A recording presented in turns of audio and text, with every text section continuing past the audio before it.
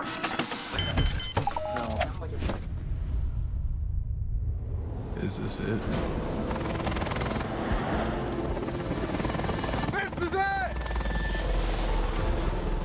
We've been holding power you make for 30 years. But here's the real question. How much torque are you making?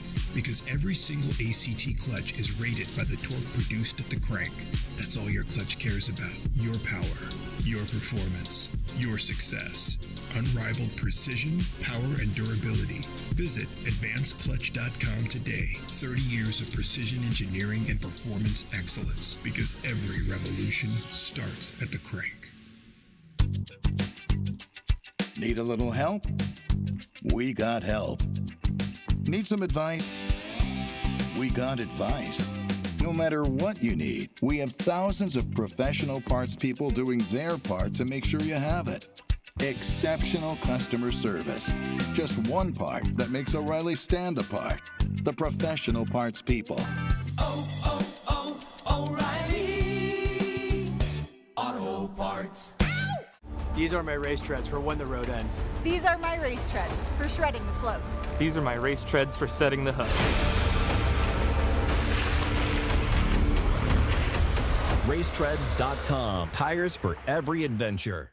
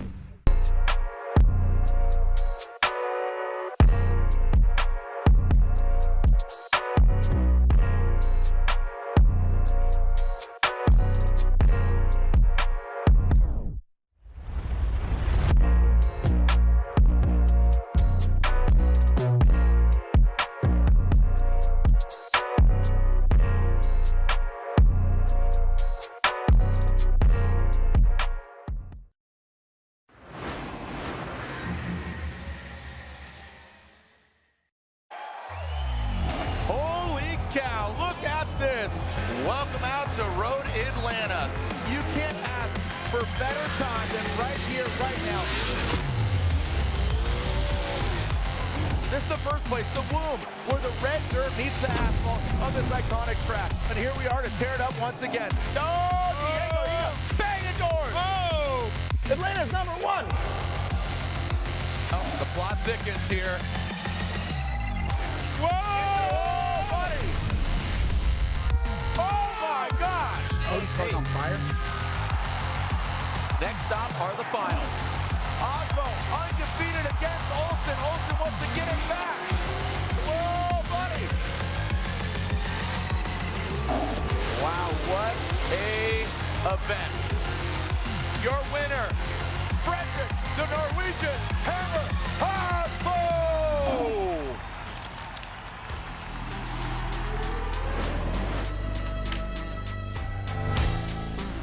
Welcome to a little soggy but a beautiful day here at Road Atlanta. Welcome back to this iconic racetrack. We've been coming here since 2004, where the cars now have gotten a little gnarlier. The drivers a little more dangerous. And let's be honest, just overall, the sport has been elevated from 2004 to now here in 2025. This is round 2 of the Formula Drift Pro Championship, the road to the championship. After this round of competition, we continue on to Orlando, Seattle, Utah, and end it back in Long Beach. That's right, round 8 with the saying of goodbye to the House of Drift Irwindale Speedway. We open up a new chapter in the Formula Drift history books, and that begins at LB2, the showdown on Shoreline, the Shoreline Showdown, whatever you want to call it. The Wizards are going to be there. Andy Haley will be there. The fans will be out in droves, and you're going to be watching now. A little wet, very cold. Traditionally, even with a little bit of rain here at Atlanta, normally it's a little bit of steam, but now it is cold. You'll see the umbrellas out for the rain. The sweatshirts and the hoods are out. Got the rain slickers. Regardless, it's going to be a little steamy on track. So thank you so much for joining us out here. Excited to be your tour guides for today's festivities. Speaking of who we are, I'm Jared Deanna. Joining me once again, the blue beanie, the teal toque has come into play finally. The wardrobe selection has finally worked out. Normally you wear that in Orlando, I'm like, what are you doing? It's my thing. Yeah. And now your thing has paid off in spades. Jacob Getz. Yeah, it was perfect. I mean, I looked at the weather, I was like, finally, I get to wear this thing and it makes sense. But yeah, super stoked to be here. I don't want to say, how the weather's going, but things are looking okay right now. Hopefully everything holds up for the next little while, and we'll either way, the show goes on. Right. Not one of those series where we pack it up in the rain. We're going at it. So at this current juncture, the weather is not seeing rain. And I always reference rain. It's aggressive talking. When you talk to somebody that talks really aggressively, that's kind of how the rain is. A little spitty, consistent. Right before this, it was definitely very wet. When Grid Life was racing out there on the Rapscallion, the Rush cars, very wet. Making history here with a joint venture with Grid Life Formula Drift. It was awesome seeing all the different, you called some of the action there with Baby Kyle over at Grid Life. Very cool. But look at this. The fans come out. They know what to expect here at this iconic track. And remember, this is our top 32 bracket. We will have a halftime break. We're going to go down and see Lean Customs. If you're here in the building, they got some complimentary pins. They're not free. You got to do a little work because you got to walk down there to the pits, talk to my boy Hansel and the gang down there at Lean. They got some complimentary pins down there. Taking a look at this bracket here, Frederick Osbo, Nick Novak. What are some standout battles? Notably for me, James Dean and Vaughn Gittin Jr. Yeah. Here's RTR. Vaughn comes in. He's only doing 2 of the 8. That one's big. Also, Forsberg and Shanahan. You have somebody who has been here since day one. Forsberg, unarguably, probably the most turns on this track by comparison to Gushi and even Vaughn Gittin Jr., just given where they're at. Going against a rookie. Welcome. Well, hold on. Let me back it up. I don't want to piss anybody in Ireland off. By no means a rookie in drifting, but a rookie to Formula Drift, and that's Jack Shanahan. But keep in mind, the Irish know how to drive in the wet. Yeah, that's going to be in massive play here. I mean, drivers that know the wet and have been raised in the wet, that's who's going to be doing well out on this track. So it's going to be interesting. You can see there inside clip 1. Speaking of Jack Shanahan, speaking of wet conditions, happy birthday to his lovely lady. But let's throw it to another member of our broadcast team, Lorette Nickel, who's with Mr. Shanahan. Hi, guys. Yeah, Corey just celebrated her birthday yesterday, so happy belated birthday. Jack Shanahan, this incredible, experienced driver, is in his rookie season in FD, and you are about to face one of the most experienced drivers in Chris Forsberg in top 32. But we were talking about this weather, so what's your opinion on what the conditions are? To be honest, the start of practice was obviously still quite wet from the rain we had all day, and the first 2 laps were almost more comfortable when it was fully wet, because as the practice session went on, there was kind of like a dry line coming, but only in certain parts of the track. So to be honest, patchy conditions are like the worst conditions, because nobody can be good in patchy conditions, because like the dry patch can either get bigger or smaller depending on how much water is dragged from the wet area basically, and it's kind of like hard for your head to figure out that. So right now, I'm kind of really hoping that this rain that's like drizzling just falls, and then at least then we know that we're wet. But at the moment, it's kind of looking like it's going to just be a patchy, kind of sketchy battle with Chris, I think. So yeah, it's going to be tough. A tough one for sure. Now, what about your comfort level? How is that coming up in your FD career? Yeah, so obviously round 1 Long Beach was like my second time sitting in the car basically. So there was 1 or 2 little things that I kind of wanted to change. So Rome, when he got the car back after Long Beach, changed a couple of little bits. So now my seating position is a lot more comfortable. We put a pedal box in there. So I am feeling better in the car. We also made some more adjustments to the engine to make it more drive like how I want it. And it is getting better lap by lap, but obviously all the adjustments we made are to do with fighting the grip that we have in the dry. So our wet setup now is kind of a little bit guesswork, because obviously first time driving in the wet now. So but yeah, we're kind of as comfortable as we can be, I guess, with the little seat time, but all we can do is push and see how it goes, and yeah, just take it 1 step at a time. All right. Well, Jack, I know you have to get ready. Thank you so much for your time. Guys, we're going to go back here and get Rome Charpentier. Hey, Rome, come on out here. We have a little bit more light out here. So the boss man right here was telling me about the conditions, and you guys don't have any rain data. Yeah, we have 0 rain data with this car, 0 rain data on this engine as well, because the new S54 that we have standing up, built by 961 Motorsports. So we don't know what it's going to do in the rain. It makes a lot of torque, so it's easy to spin the tires. So we have to be very cautious about controlling the turbo and how it lights off and comes back on. So good thing is we're running a precision turbo, so it's quite smooth on the power band. So hopefully that'll help us kind of control the car with and without lag and find traction underneath the wetness. Okay. And remind me about Long Beach. Were you having issues with the car? Yes, we cracked an intercooler with Trent. So I battled Trent a bunch of times last year and this year already. And I cracked an intercooler, and then Trent ran out of fuel. So it was horrible. I apologize to the fans. That was like the messiest battle ever. I'm sorry for me and Trent. That was horrible. So hopefully today is a lot better. We both have running cars, and I battle him again. So it should be good. And we're both on the Kumo tires, so it should be super even there. And they're actually, this is the first time anyone's ever drove on them in the rain. And we're quite surprised. So they have a lot of pace in them, and they don't break loose like real abruptly. They're kind of a smooth step out when they step out, which is very amazing for a rain tire. So I'm actually quite impressed. Incredible. Well, guys, I'm going to be here in the pits all day, rain or shine, and we'll be bringing you the inside line. Rome, best of luck today. Absolutely. Thank you, guys. Enjoy. Guys. Thank you so much, Rome. Thank you so much, Lorette. Lorette looks kidded and committed. Love the new Formula Drift rain jacket, by the way. Go to shopfd.com, so go check it out. And here is our ACT Clutch Technology track conditions. Showers, a high of 17 degrees? Well, I think that's incorrect. Rain, yeah. It might be in Celsius. Yeah. Rain.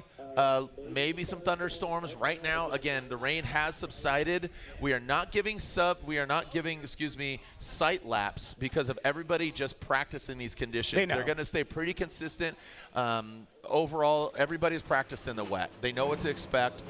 They did start actually when rain was coming down. Again, it has subsided. You can see some of the umbrellas going away. The drivers, smiles on their faces. You can see Shanahan again. He'll be going against Forsberg. Rome Charpentier. Who is he saying he was going against? And he's going against Frederick Osbo. No, he's not. Sorry, right? Yeah, he's going against Beechum. Yeah, thank you. So as, again, Frederick Osbo has Nick Novak. He will be the first battle to go. So a lot of great battles. And Osbo did win this in 2024, and he won the first stop in Long Beach. So Osbo is definitely on a tear. So Frederick Osbo, he kicked things off. What an event. And, you know, Long Beach just always delivers. It's the most unforgiving track, but it has quickly become one of the favorites. I say quickly. It just becomes it's James's favorite track, which shows you how psychotic he is because it's so unforgiving, but it shows you how good a driver these guys are. It's a crazy way to start the season. I mean, there's nowhere to run off. You can't make any mistakes. It's just absolutely nuts. A ton of track changes, a bunch of different surface material that's going on. It's incredibly difficult. So I think James likes it because it's a challenge, but might be his favorite track. Either way, Frederick Osbo found a way to take out James Dean, which is not, that's not an easy thing. No. And now we see Mr. Osbo up here against Nick Novak, who is an event winner himself, winning Irwindale a couple years ago. Yep. Perfect event for him, actually, qualifying first and then winning it. So don't think that this is a foregone conclusion by any means. Nick Novak can definitely take out some big drivers. Yeah, Novak is just really chill. He's a calm driver. Frederick Osbo changing tires. I think that might be the variable that got him that little secret sauce here with that victory in Long Beach. Speaking of secret sauce, what's in the sauce? Talking about nxtbets.com. Go and scan that QR code, place a bet. You're invested, you're watching, so why not make a small little bet, and it could pay off literally. So go to nxtbets.com or scan that QR code. All right, we have our first battle here in our top 32. Excited to see who is going to come out on top. Whittled down from 32 to 16. Again, Jared Deanna, Jacob Gettins, and Lorette Nickel, your tour guides on this adventure here at round 2 of the Formula Drift Pro Championship. Frederick Osbo will lead again. #1 seeded driver after victory in Long Beach. Nick Novak coming down the hill. Kendra Tires. BMW now coming sliding into the first outside zone. You see Frederick Osbo kind of crawling in. Oh, that is not a good sign there. That trunk opening up. Again, both these guys on Kendas coming now into outside zone 3. Frederick Osbo gets bumped across the track into outside zone 3, and that is not a good sign there. Don't know if the bump actually caused it to open. That could be an issue, but Freddie's still trying to salvage somewhat of a run here. Didn't know if, again, we're going to have to take that overhead view. Was it Freddie's fault? Was he slowing? And you can see actually the course drying out. That's a good thing. Yeah, from first glance, it did look like there was a pretty good amount of contact from Novak coming in the chase.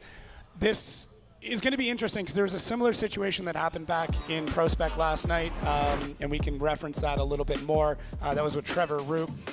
Basically, his initiation was, you are allowed to decel, but is the initiation correct? And in that case, he was on a different brake. Here, it does look like Novak might have come in and closed a little bit quicker than he should have. Now, good job for Frederick Osbo to keep things going, keep things rolling. my first indication is that that contact did cause the hatch to open. If that's the case, then there's no real issue there. But you can see just how feisty Nick Novak is in the chase. The other part is the track, they have practice in this, but it is patchy, it is drying, and we see that there's smoke off Osbo through the entire run. So there's a lot of grip there. So let's take a look at this contact. So Novak right behind, but you can see that, yeah, I mean, it's hard to say. We're going to have to watch it maybe a couple of times to really understand, was Osbo decelling in that spot? It did look like he touched the brake light, or touched the brakes. You saw the brake lights pop on, and then Nick Novak made contact at a very similar time. So we do need to figure out who's at fault here, and then that fault will then help dictate timeouts and a bunch of other things. I think there's a rain variable here that you take into consideration, giving initiation by comparison to yesterday, or excuse me, even going back to Thursday, right, with seating brackets, practice where it's at. Here we are, wet conditions. Going into that, you kind of need to tread lightly and be a little more calculated. So not saying that Freddie's at fault or Novak's at fault, but to your point, assessing what's going on here. Not so much, obviously, us. We're going to analyze and, you know, really break it down, yourself and I, but it really comes down to the judges. Have not introduced you to them, but Vernon, thank you for joining us once again. Robbie Nishida, he is at another event right now, but they're going to actually share the role.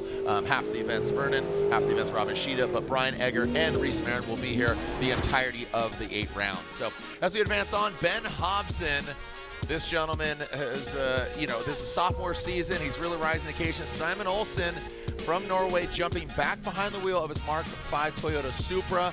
You know, had a great time, had a good tenure with Odie Boxis, learned a lot about driving, car setup, here's who he's at. And Simon, you know, he got 3rd last year at this event. Ben Hobson, love to see him just flourish. Looks like he's got a lot of seat time behind the wheel. That Pennzoil Mustang RTR Spec 5 FD. And Ben Hobson will lead. He's on Nitto tires coming down the hill. Simon Olsen, great looking car, but want to see it look even better on top of the box. Here we go. Ben Hobson uses all the course initiates. We'll be walking into that first outside zone, tightens the inside clip. Now see that box on the track. That's where we want to see that front right, and it becomes the inside clip number 3. Ben Hobson, great side by coming into outside zone 3. That was perfect, really well executed. Right on, again, there's the flow ground as they exit out of the keyhole. Getting into that, you can see a little bump there, and now transitioning into what was the first inside clip is now the last inside clip. So for reference, that front right should hit that box as they exit and head back up the hill. When they enter, that front left should be inside that box. No longer do you want to see them hit that cone. Yeah, so it was definitely a tight run there. You can see Hobson having to kind of reinitiate coming down. Looked like he grabbed it, was expecting the car to kick out. It didn't. The track is already tacked up pretty heavily. Had to do it again. Did get pretty tight on the inside clip. Did look really good through the rest of these, though. A few spots where we could see a bit more improvement, but you know, they're still getting used to it. Big left foot brake there from Ben Hobson. Great transition there from Simon Olsen. I did talk to his team. Olsen has made a lot of changes. They've corrected a lot of things. They found some stuff and they went, you know what? My style has changed. Everything about it has changed since I've been with Odie. I can't expect this to be the same car. I can't drive it the same way. And he's on it, man. Like, he recognized what Long Beach was and recognized what he needed to do to be successful here. So it's really cool, yeah. Great attitude, and taking that knowledge, like I said, that 10-year, take that knowledge, apply it to his old car, and here he is. So here we go, Simon Olsen out front, initiating that first outside zone. Good fluid line, like you said, just threw it right in there. Ben Hobson, like you said, had that in a reservation, a little hesitation now. Dialing in, here goes Simon into that 3rd outside zone. Ben Hobson diving in, aggressive on the line. Contact was made tire on tire, and that really is going to disrupt both vehicles. Let's see how aggressive could he fight back from. Was it a door tap? Was it, like I said, wheel on wheel? See a little carbon fiber exchange there. So we will get that overhead view, the truth serum as we call it. You know, we got Justin Smash on the FPV, Aaron on the overhead one. So we have 2 different drones, one more video game-esque and very sensational, catch the highlight reel, catch the grams, and then Aaron with the overhead or the real truth serum. Yeah, so there is momentum zones in here. One of them is going to be at the decel, and the second one is going to be after outside zone 2. So what we want to notice here is how far that momentum zone goes into that and where outside zone 3 is. Essentially, once you're into the outside zone 3, you need to be speeding back up again. You should be carrying that momentum. So that's where that zone ends. So when we get back to the replay, you'll be able to understand a little bit better of where the contact was made and who may be at fault. So Simon does a good job. Bit more of a straight line initiation. A little bit too deep on that inside clip, as Jared had said earlier, you want to get the tire through. Does a good job getting into the second outside zone. Then through here, he is back on throttle, and it does look like Simon may have made an adjustment and slowed down through that zone, and Ben was charging hard. You want to keep the line in proximity through that in the chase. So right there, it does look like Simon may have slowed down just a touch, but it does also look like Ben was coming in pretty hot. So it's going to be a really tough call. This is where the decel lights, those green lights you see up front, and you can see essentially when they're green, that means the car is accelerating. And then once they're blue, they're in a neutral state, and if they're red, that means they're decelerating. So blue basically means there's no change in speed. Green means there's an increase. Red means there's a decrease. So the judges are going to take that into account. They're going to take a look through and try and figure out who's at fault here, because now, in this case, it has more to do with who ends up winning the battle. So there's a bit more for you. Type S, yeah, there it is. Type S decel line. You talk about that blue, that's kind of at idle, right? So the negative G's, and you got to think of it as a pendulum, not so much throttle. It's actually the attitude of the car and the G's. So again, imagine a weight in the middle of the car on a string. Negative G, neutral, just standing still, and positive G. So you can think about that overall. So to assist in contact, using it, again, measuring G forces, measure acceleration, constant speed is 0 G's. Yeah, and it's more than just like forward and back. It's also side to side. So let's take a look again one more time now that we know this. So Simon back on throttle. You can see the green on throttle. That's where you see it slow. Yeah, it basically the green disappears, and that's when Ben makes contact. So he should be accelerating through that section. He might have made a correction. It's tough, though, because, once again, Ben's coming in pretty hot. So. And the rain factor, too. Yeah, and the track is patchy. Like, the whole thing is incredible. Like, this is a difficult track. Now you make it patchy, this is a nearly impossible track. Yeah, it's got, like you said, patches of wet, patches of dry, and, you know, there's even cars up top, I'm hearing that they go into the burnout box and they're like, yo, change to dry setup. Let's go back to dry setup. So you got to think about, you know, setup, sway bars, suspension, all that. And so Simon Olsen gets the victory. Ben Hobson, and would love to throw the headset on Reese if you can, if you will. Again, taking and analyzing the track conditions, what's expected of the drivers, all of it there. Simon gets the victory. What got him the win? Yeah, definitely take into account all the weather conditions going out here. There needs to be a degree of patience going on. It just seems that Ben got a little bit too aggressive coming into that outside zone 3. Really didn't calculate calculate getting into that pocket correctly, kind of overshot it, bumped into him, and Simon got the win there. So is it that there was no decel by Simon? Like we saw the green light, there was no red light indicating he was actively slowing? No, the only thing we saw was blue. It wasn't red. Everything was fine there. It was a good calculated getting into the inner clip. Ben, I think, just came in a little bit too hot. Obviously, he was trying to get where he needed to be, but just a little bit too much sauce there, and he got into the side of him, and Simon got the win. Yeah, Hobson being aggressive there, gets in the side of him, and Hobson is out, and that's just how it is. So Chris Forsberg, like I said, a veteran of 22 years in Formula Drift. Jack Shanahan, not a rookie by any means in the drifting world, but a Formula Drift Pro rookie. So excited to see this battle. We got Shanahan versus Forsberg. Forsberg will lead in that NOS energy drink, Nismo, all new Nissan Z, and Shanahan chasing down the BMW, the strong wheels going round. Forsberg down the hill, initiating. Whoa! Shanahan wrong way! And Shanahan goes into the wall.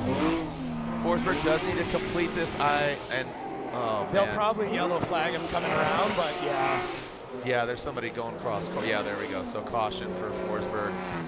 Yeah. And that was absolutely independent. That was just so peculiar. He went to initiate, and it just did not snap back and goes just right into the wall. Now, that wall has just taken a lot of cars out this weekend, but have not seen that.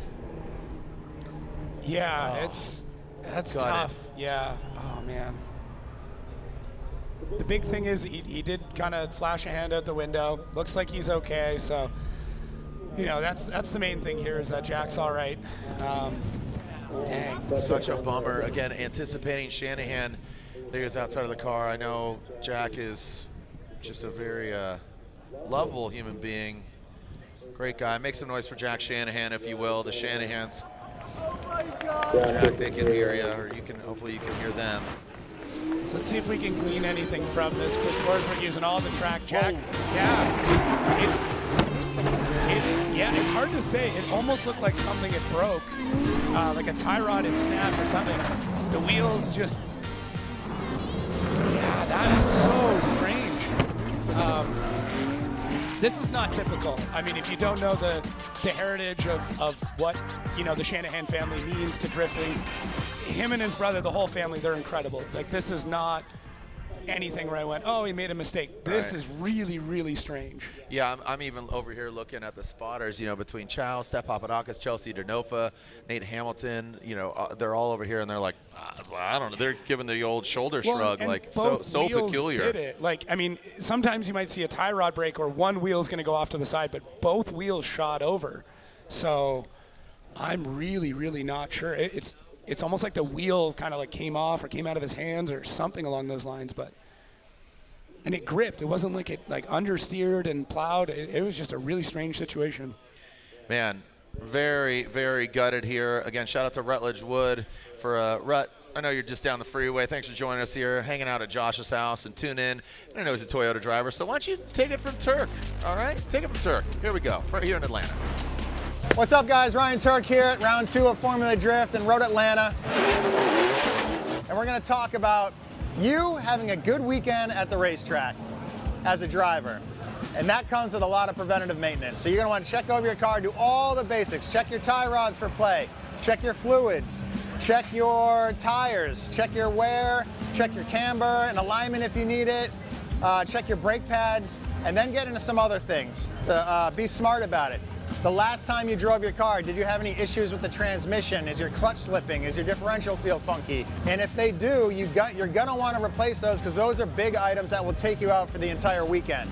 So you show up, you drive there, you pay your entry fee, you prep, and you get to the track and you brake. That absolutely sucks. And they're not magically gonna fix themselves. But you will always have something unexpected that happens eventually, like breaking the main shaft in a quick change. But thankfully, we have a spare and an entire team to replace that stuff to work on the car. So take it from Turk, preventative maintenance is key to having a good weekend at the racetrack.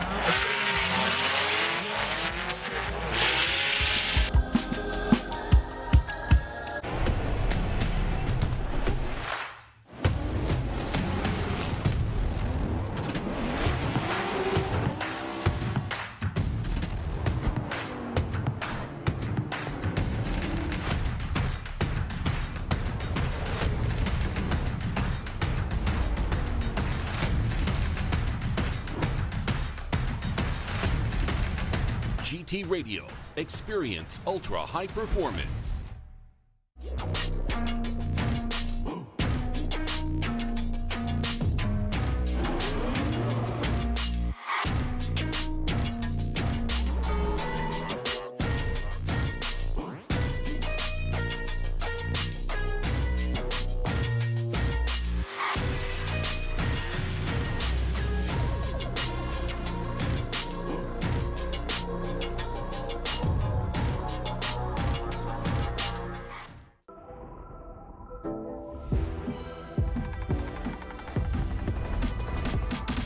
Get out there and have fun.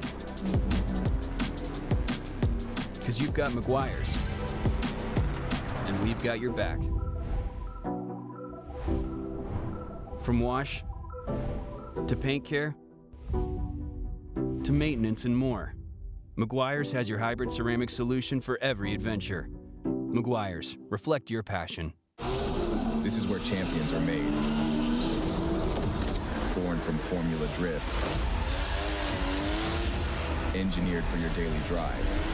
Where Kenda's Vesda UHP Max Plus proves it's not just track ready.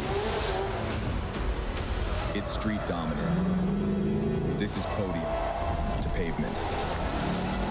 Vesda UHP Max Plus, only from Kenda. Find yours today at kendatire.com. BC Forged Wheels, custom built per order, offering extensive design, finish, and machining options. Strength, style, and precision come standard. Track proven, street ready. BC Forged, proud sponsor of Formula Drift 2025.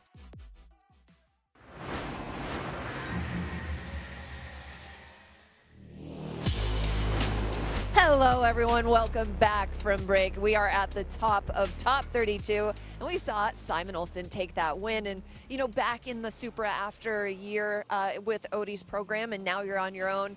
There's a lot of changes that are afoot for you, aren't there? Yeah, so we're back to 2J, we're back to Toyota, and we're back in the Supra. So the Supra is quite different from a chassis, and definitely a lot different from a V8. But I enjoy it. It's this is the package I've always dreamed of, being here in FD with the Supra, which means a lot to me and the whole Toyota thing. But it's a big different car from the 2 seasons we did with it before. The guys have done a phenomenal job upgrading it, get more balance of the car where we want it, the weight where we want it, and it's a big change, and change takes time, but I've always been confident that we still have it and can still be competitive in a Toyota and a 2J. So yeah, I think we did a good job now. Amazing. And your team's been working really hard for the last 2 months. Oh yeah, they have been non-stop, non-sleeping, no eating for basically the last 4 months, basically. They stayed up long nights, worked full days 2 months prior. Chad opened up his house for us to stay there and work out of there. And it's been a hustle, but we made it, and it's definitely a big shout out to the boys for this one. Incredible. We'll see you in top 16. Thanks, Simon. Hey, there he is, Larry Chen. Larry, how we doing, buddy? You're 2025 Formula Drift Hall of Fame inductee, the first ever non-driver initiated, and he is joining the likes of Reese Millen, Sam Hubinette, and Tanner Faust, and now he is in the FD Hall of Fame. Congratulations, that went down in at round 1 in Long Beach. Like I said, round 8 has been announced. Tickets are not up for sale. The Shoreline Showdown. It's an iconic track, and my buddy Jeremy, who is out here for the first time, he's been watching it for years, 1945 Speed and Custom. He says, it's crazy how much elevation, even Vernon, this is his first time. Yeah. He's been watching it for years, right? Formula Drift judge, a judge all across the globe. He says, I'm really taken back by on how much elevation from the top at the start line up to outside zone 3 and then back down to inside clip 3 and then back up the hill. Yeah, there's it's a lot of massive. elevation. Like if you've ever been up there, it's almost spooky. Yeah. Like you're like staring at, you can see the entire track. It's like a ski slope. Yeah, it's probably one of the coolest places to watch. Like watching this event is on the top of the hill. I got to spend a couple years shooting media here, and it's, I don't know, some really, really fun memories just being, on the grassy knoll, if you will, right up on the top and checking out the whole thing. As you say, looking down that, this is my only perspective. Fair enough. I'm from up here for 22 years. Yeah. My career can legally drink alcohol last year. That's super cool. Yeah. But perspective. I think it's so interesting. Kevin's Corner, seeing that chest cam, yourself cruising around, Pro Spec yesterday as, Sopa's here. So we are going to see the second run of Frederick Osbo and Novak. So we were really highlighting that trunk opening, but that was due to contact. So that will not be, so no fault of any driver. It was just incident, racing incident, and they took a look at their cars. Did either call a comp timeout, Freddie or Novak? What was the competition? It was a courtesy 5. Thank you. Okay. So, yeah, so collision without fault. Right. So when that happens, we give them 5 minutes each just to take a look at the car, and if they want to spend more time, they can. But then they use that timeout. And not utilizing their competition timeout. This does not. If they need more, they can ask for it and get it. But that's one and done on that one. Here we go. Nick Novak will lead in that Kenda Tires BMW, as we just saw in the commercial. We saw the victory. Kenda Tires might be the special sauce that Frederick Osbo to potentially get his 4th championship here in the 25 season. Nick Novak grabbing a handful of handbrake, but works it into that inside clip. Now powering up the hill in outside zone 2. Frederick Osbo not letting it slip into outside zone 3. Look at Novak filling it perfectly. Bang, right on that inside clip as he exits the keyhole. Frederick Osbo applying the pressure, our current points leader. That would be a massive blow and a shakeup of the points if Frederick Osbo got knocked out, because Nick Novak, he's giving it the beans, man. I'll tell you what. So again, I know for sure we're going to see a side-by-side. We might even just see an independent run of that first run, given what unfolded and what transpired. Yeah, great. I mean, for top 32, these are some great runs, especially considering the conditions. Novak does a good job, a little bit too deep in that inside clip. Osbo doing a great job to mirror. He's getting the line. He's getting most of the angle. A little shallow there, but overall looks really good. And then Novak adding even more angle coming out of outside zone 3, transitioning into the touch and go, and they really set it up. This new arc, this new path that we have with all the changes that were made to the track really allows for a lot more tandem than we've ever seen at previous layouts. drivers have to go wide. They have to leave a lot of room for the chase driver. And the lead driver is actually rewarded for having the chase driver be close. It's one of those, if you let everything hang out, if you go nice and wide, you make it easy to chase, we're gonna reward you for that. So we're seeing that there's a great chase here from Frederick Osbo, but we also have to give Nick Novak credit. He's doing a great job in the lead. So both drivers, great set of runs. A couple of little critiques here and there, but as competition goes through, as drivers move on, they tweak a little bit, they change a little bit, they dial in, and this just gets crazier and crazier as we go. I think Long Beach really set the precedence in the drivers' meeting. You know, Reese, Brian, and at the time Robbie had said the lead car should run a 100-point run given the older format. Put the car wherever it needs to be. It gives the chase car, and like I said, it's just give them the opportunity to showcase and highlight a good chase run, but also showcase your good lead run. So here we go, Frederick Osbo, Nick Novak. It looks like Osbo does get the victory, edging out Nick Novak, and that was obviously, you can see all three and majority rules, so it is it's raining Osbo right now. So Osbo continues on. That sets up the battle in Norway. Osbo and Olsen, that's going to be good. That is bragging rights for the Skull. So we are hearing that Jack Shanahan is out. So this will be a layout and listen to Chris the Force Forsberg. Chris Forsberg, so gutted for Shanahan. Again, we know he's very talented. Just a crazy scenario there for Jack, unfortunately. But layout listen, Chris Forsberg and the all-new Nissan Z, brought to you by Nelson and the Nisman Motorsports Vehicle.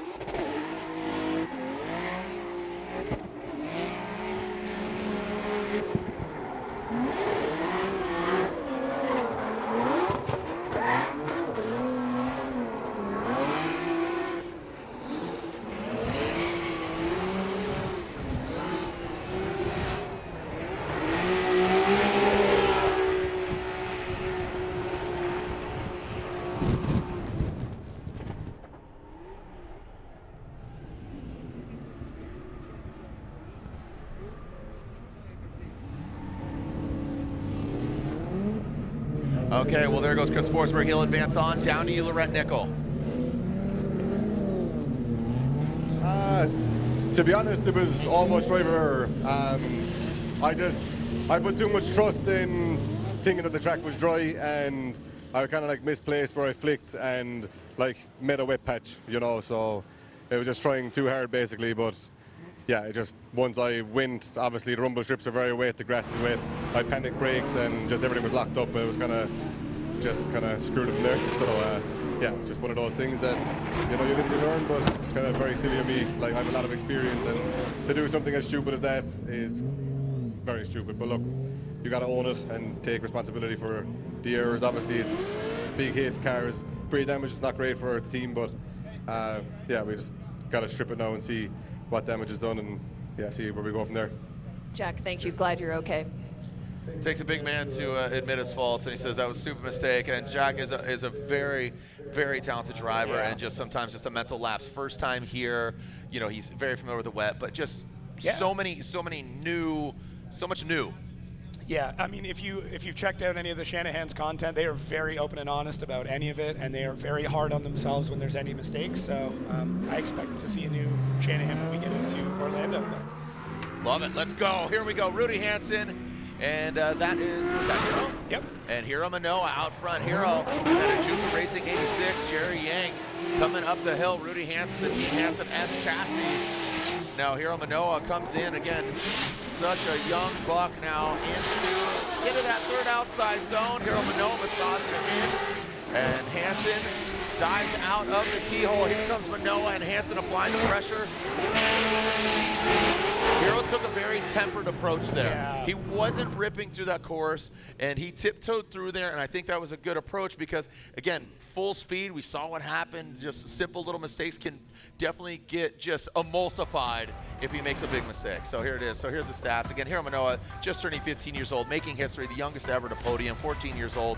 Cam Sorenson in pro spec, he's now younger, but regardless, here in pro. Rudy Hansen, what do you think? Yeah, so Manoa, as Jared said, just a little shy high on this run. Not as aggressive as what we've seen before. Rudy Hansen in a few spots. I'd like to see him be more aggressive, but also wasn't able to in a few spots just because of the line that was chosen by Hiro Manoa. So I do like what Rudy is doing in here.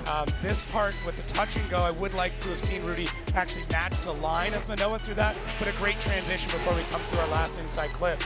So you got to remember in the chase that proximity is only one of the 3 judging criterias in the chase. You can have proximity, but you're usually giving up line and angle to do it. Sometimes it's better to give up the proximity to make sure you've got a good line and good angle and then try to reel them in. It's something that a lot of people get confused about, but 3 criteria, it's better to pick 2 than it is just to pick 1. Good, fast, or cheap. Or it's like a video game. What do you want? Power, strength, agility? Yeah. Here we go. Attrition. You can't have it all. Here we go. Rudy Hansen out front. Hiro Manoa in the chase position. Rudy gets tight to it. Hiro, a little bit of correction there in the chase position. Hiro is not being Hiro right now. He's backing off a little bit. Now he comes in. Here goes Rudy Hansen. Bang, right on it. Hiro Manoa, look at that. So Hiro's kind of having to back up. Here we go, Rudy Hansen past that last inside, very tight on that cone. Again, we want to see them drag that tire through the box, denoted on the track. Yeah, tiptoeing Hiro. I think we're going to need a side-by-side, but unfortunately not for a reason that both runs were incredible. Both drivers were hesitant through this. I get that we're patchy, but I think the patchiness is kind of gone. So both drivers pretty tight on that inside clip. I would have said that Rudy might have been a little tighter and gone a little bit wider and maybe even a wheel or 2 off to the second outside zone. And Manoa having to have a very similar chase that we saw from Rudy, almost be identical through this section. And I think that's just because both drivers trying to run away with it. The setup seems a little bit too tight. They're really, really shallow through some of these sections. So I'm already seeing the hand signals here for a side-by-side. And I think what it's going to come down to is, in this case, it's going to be the lead and who had the least amount of mistakes.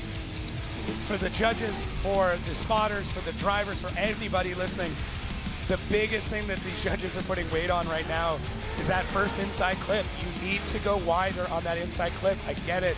It's different than we've ever done it before. Normally these drivers are used to being really tight to it, almost on the rumble strips, but that's not the way that they want this to go. But that sets up the precedent for the rest of the run. So Freak Studios, a lot of votes for Hiro. I don't know though.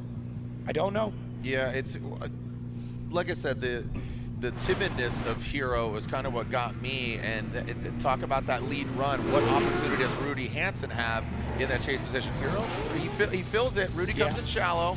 There's that inside clip. Again, the body English of the judge going like, dude, fill the box. I know you can. Yeah, and then, I mean, second outside zone looked pretty similar to both of them. I'd say Hiro's a little deeper through the third outside zone. Both of them cut through. We want, in that case, the front right tire through there. Touch and go, both drivers in the chase chopped it. Pretty close in proximity, line and angle through there. Both of them chopped the last one. It's tough. It's tough. Yeah, it's not intuitive for a lot of these drivers that have driven here. And I think this is one of those situations where the sim can kind of hurt, because drivers would have It's the first time I've really heard that. No, listen, a lot of drivers would have run this track over and over and over again, got all their timing, everything set up for a layout that we're not running. So you've practiced potentially the wrong setup and the wrong layout, because the inside clip. Yeah, that inside, but not even the inside clip. The touch and go, the other inside, like the entire track is different than the way that a lot of drivers would have run it. And if you spend 10,000 hours in the sim practicing the wrong thing, it's going to be really tough to adjust it on game day. That's like car builds, man. That's the telephone game. You're like, oh, I built it off this car, off this car, off this car. And then that fourth car that built it off the incorrect one, they're wildly incorrect. So absolutely to your point, but I had to challenge you. But look at this. As I said, Hiro tiptoed, and he did deliver what the judges wanted. And, you know, looking at it from the eye in the sky, he did fill them really properly. It just didn't look like the Hiro we've seen before. Not very aggressive, but calculated. So I love that. And again, you know, here the track conditions, you can see how spotty it is, like a calico cat, man. You're seeing little spots here, little spots there, and so you're going, it's very comparable to Long Beach. When you go from that dark asphalt to the gray asphalt, it changes conditions. And Hiro did it, man. He did, on assessment, just had that little scotch, that little kind of button over than what Rudy had. Yeah, it's tough. I mean, listen, when we get into this patchiness, it is so incredibly tough. And even though we're seeing smoke all the way through, that doesn't mean that it's consistent through the entire run. Yeah, they are getting high wheel speeds, and they are making a little steam here and a lot of smoke there. All right, this should be a fun one. TLO, Tommy LaMaire, who has, again, gone into the pro. He's got a new car, love it. And then Brandon Sorenson, we know what he's capable of. We've seen, you know, his sister in pro spec, his now younger brother in pro spec. You love it. So Sorenson, I believe his younger brother's in his ear, if I'm not mistaken. And here goes Brandon Sorenson leading the United States Air Force BMW. Down Tommy LaMaire from Quebec, Canada. Here comes Sorenson up the hill. Good transition, very fluid. I liked how smooth Brandon was. Tommy LaMaire getting aggressive in, and then he has to back off. So Sorenson gets an outside zone 3. Tommy LaMaire, he has to back off, and now look, that throws him off the line. That natural flow outside of the keyhole. Now bringing that last clip, Brandon is on it. I mean, the car's on rails, very fluid. I mean, that was silky, so silky by Brandon Sorenson. Well done. Yeah, we're seeing the judges in agreement with that. I mean, they give us some good body language as to how the run's going. So Brandon Sorenson, big e-brake pull, able to get the car out. Not super wide through there, but does a good job, you know, about halfway through that. And then through the second outside zone, things look good. Tommy goes to that big dive. Third outside zone looks great from Brandon Sorenson. Look at that, nails that inside clip. Transitioning back out, everything looks good through the touch and go. And Tommy LaMaire, looks like he got shook a little bit earlier on the run, but that transition, just nasty. And really, the way that everything is lined up now, it sets it up to have that really tight transition through that section. You have to be that close so you can kind of dive in for the last inside clip. And there it is. There's there's baby Sorenson of the trio. Wonder what he's telling his big brother. You got this, dude. Yeah. See how I drove in seating? Got it, dude. Yeah, dude. Yeah. Gangster initiation. So as smooth as Brandon was, here goes Tommy. Don't know how much practice they saw against each other. You know, what is Cam telling him as far as Tommy LaMaire's setup? And Brandon gave his brother flowers. This dude, he's doing things a man and I have not done.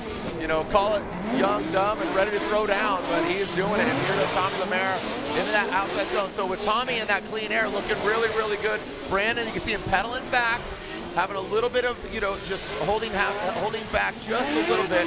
Reservation going into that final inside clip. And Sorenson, I believe, did just enough there. Taking a look at it once again. Tommy looked great out front. He did. But now lead versus lead, chase versus chase. Talk about the line, angle, style. Let's look at it once again. Yeah, so Tommy's lead was phenomenal. I mean, he definitely stepped his game up for the chase. Look at that. Inside clip, really good there. We're transitioning back out to outside zone 2, and things look good. A little bit of a hesitation. Gets through that box into our third outside zone. Things look good. Brandon Sorenson staying back a little bit, but matching the line quite well. Not maybe as much angle, but the line looks really good, and then gets into the pocket here as we transition out. Then Brandon goes to that dive. That's a tight battle. That's a really good battle in top 32. Yeah, I love it. Yeah, no, I'm really happy to see both these drivers stepping up. It's gonna be tough to say who had the better lead here. I do think that Brandon had the better chase, but Tommy did get some spots through here, especially notably that first inside clip that looked great. Is that going to be enough to take home the win? I'm not entirely sure, but it might be. We've seen the judges putting a lot of weight in those zones, so that might be it. I love to see the amount of angle that Tommy's got through all the transitions. The whole goal here in the lead right now, make an opportunity for the chase car to show off, and that's what he did. So it's really tough to say, but I mean, great battle for top 32. Both drivers should be very happy with their performance. I love what the Sorensons are doing. Like I said, I was talking about Sorenson briefly there, and just what his innocence is the greatness, right? Like just where he's at, but he's been driving for a few years, and like I said, Brandon said he is doing things a man and I can't. So I love that Cam is in his head, meaning he is his spotter. He's telling him what to do. He said, you know, what is he telling him? We'll never know. You know, the world may never know, like a Tootsie Roll, Tootsie Pop. But now we're looking at Tommy LaMaire. He's never driven this car in the wet. He loves driving in the rain up there in Quebec. He sees quite a bit of it. But this car and him, the combination, plus the rain, never seen it before. He's feeling confident in the wet and in this car. So we'll see how it fares. I think Brandon, you know, more seat time in that car. Here we are looking at our BC Racing side by side. All right, so let's see. I really want to focus in on the lead on this one. And both drivers, good job through inside. For outside zone 1 looks good. I'd say Tommy, slight advantage on inside clip 1. Outside zone 2, pretty similar. And third outside zone, very similar again. Oh, inside clip is almost identical.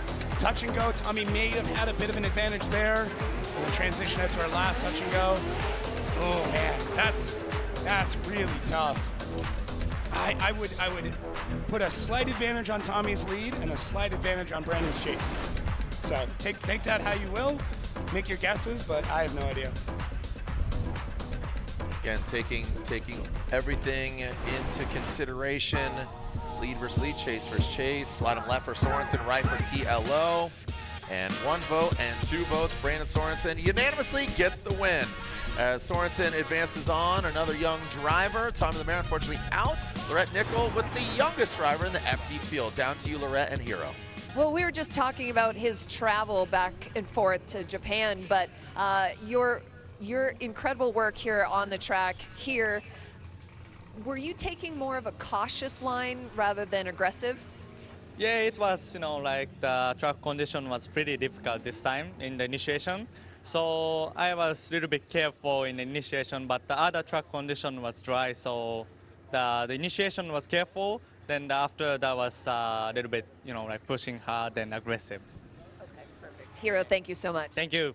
Jared. Yeah, just as we saw, again, comparing Hero to Hero, what we've seen, and that's how it needs to be. Again, you just dial it back a little bit because you could trust the equipment, but the track could just absolutely throw you a curveball, and that was the case with Hero delicately navigating that track, and that's the right way to go about it. So we have already a few drivers in.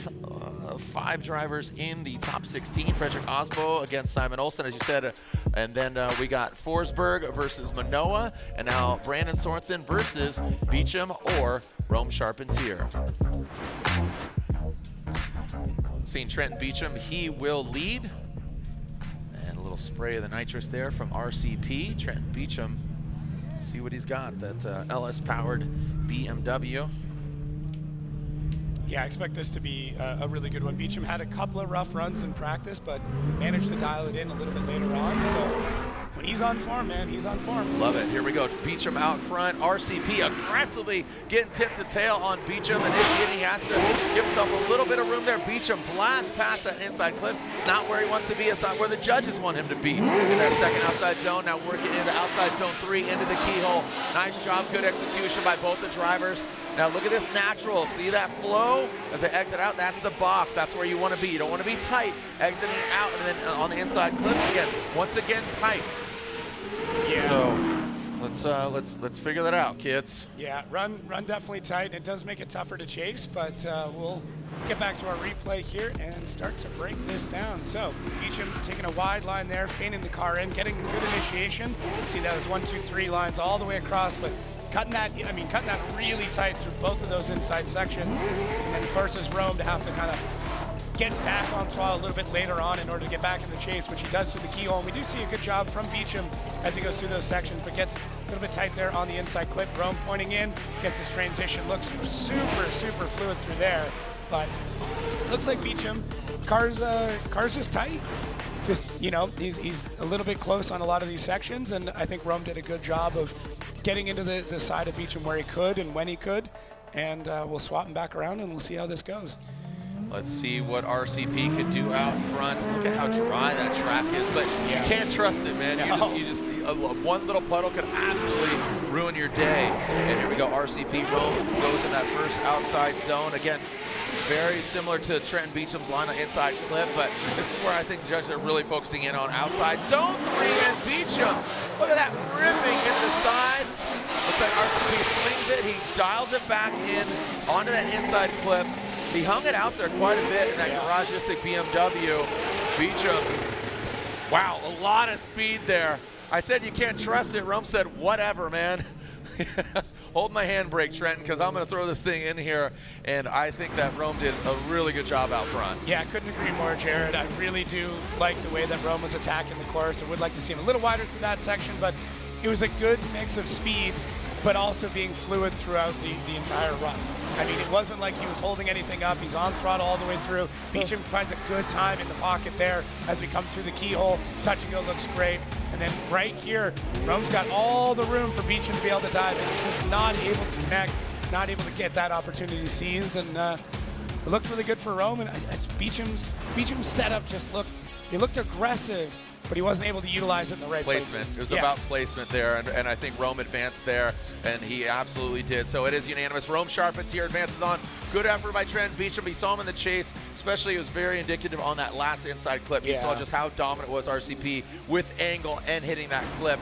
I think Rome does need to tighten it up, going from outside zone 3 to inside clip 2 in the keyhole. You saw him kind of hang it out, and that could choke up some people. That might hurt him, might help him. We'll see. But in that instance, looking a little bit, then kind of beelined up, but then caught that flow that really threw Trent Beechum off. So adapting and adaptability is definitely the key point here.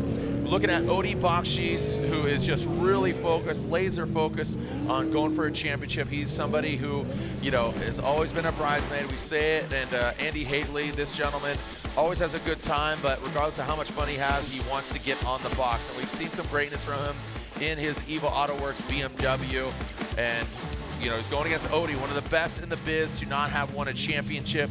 He says, I'm focusing on myself. You know, he's had pro spec programs. He's had dual pro cars with Simon Olsen going his own campaign. And now his wife, Amy, who has been spotter of the year multiple times, she's focusing on other sections of the business. He has enlisted the help of Justin Pollock, a former Formula Gym competitor. He is his spotter now, so we'll see how that lends to his program. As Odi Boxis leaves that start chicane, Andy Haley comes down the hill. Here comes Odi Boxis, field suspension S chassis. Good drag in the handbrake. Andy Haley lays back a little bit, but you see him wrapping around the inside clip. Odi, look at the power and the angle coming up the hill. That Vortex Supercharger winding away, and look at just flirting with the edge of the track. This is exactly what you want to do. I mean, this is putting the car in all the right places. This is what the judge want to see. Look at the placement of the car. Boom, right on it. Probably one of the best lead runs we've seen here today. Given the conditions, given the driving, given the practice, that's what you need to do in the lead. Give the chase car an opportunity to chase you. Give them the opportunity to either make mistakes or highlight your run on the placement and the speed and the power. Yeah, absolutely solid run from Odi. I really like the way he sets the car up going to the first outside zone, nails that second, or that first inside clip. Does a good job coming up the hill. Second outside zone looks good. Could have been a touch deeper there, but not much. Third outside zone looks great. Andy able to kind of get back into the chase at this point. Inside clip looks solid. And then transitioning back around. Now we see Odi really get on the power. And Andy Haley, he does a good job. I mean, it's tough. You're talking about one of the fastest cars on the grid that's also able to hold the line, also able to hold the angle. Odi Boxis knows how to tune suspension like nobody else because he builds and develops it. He knows how to get these cars sorted.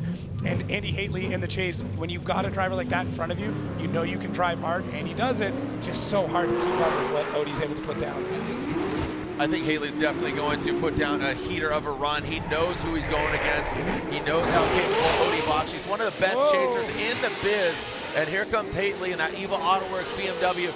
Look at this. I told you he's throwing down a heater. Here comes Haley. And he throws it out, but it bites back. You saw the car grip up. And Haley, I'm sure the Drift Wizard's got a smile on his face. That was a fun, extraneous run. But it's just not enough. Again, coming up that hill, you saw him ripping, just threw gangster angle at it, and it gripped up, shot on the inside of outside zone 3. As exciting as it was, I just don't think that's gonna get it done. He was way offline, and Odi, we know what he's capable of. Yeah, it's one of those moments where something looks sick, but it's not what we're looking for. You know, for a party run, hey, I'm all about it. It was pretty cool. But yeah, Andy Haley coming out of second outside zone, basically tries to back you into the keyhole, but not able to have enough speed to pull that off. Would have been neat, would have loved to see it, but you know what? It's still fun, still exciting, and I was really, really happy to see the amount of, you know, momentum he's throwing in there, how he's able to huck things, but ultimately just not able to put things together. Not really a quote-unquote chaseable run there that Andy Haley put down in the lead. So cool, lots of fun. Love to see what Andy's able to throw out there, but ultimately, Odi Boxis takes the win. And there it is. Odi Boxis gets the victory. Congratulations, Odi Boxis. And he moves on, and now we are throwing down Lorette Nichols with our most recent, fairly recent, Brandon Sorenson. Lorette, down to you. Yeah, Brandon, I just wanted to check in with him and talk to you about what conditions you guys are dealing with out there. Yeah, I mean, right now, I think it's pretty solid. The track is drying up, and there's finally smoke in the air, so I'm really happy about it. We have our data guy, and he said it's not supposed to rain anymore, but it might. But we're hoping that it doesn't, and Right now, I'm a little brother in the spotter tower right now, feeding us information, and he's saying, you know, the track is getting better, the track is getting faster, and I can definitely confirm after that run, the track is super solid, and we'll just see how top 16 goes. Brandon, thanks. Jared. He had to say it.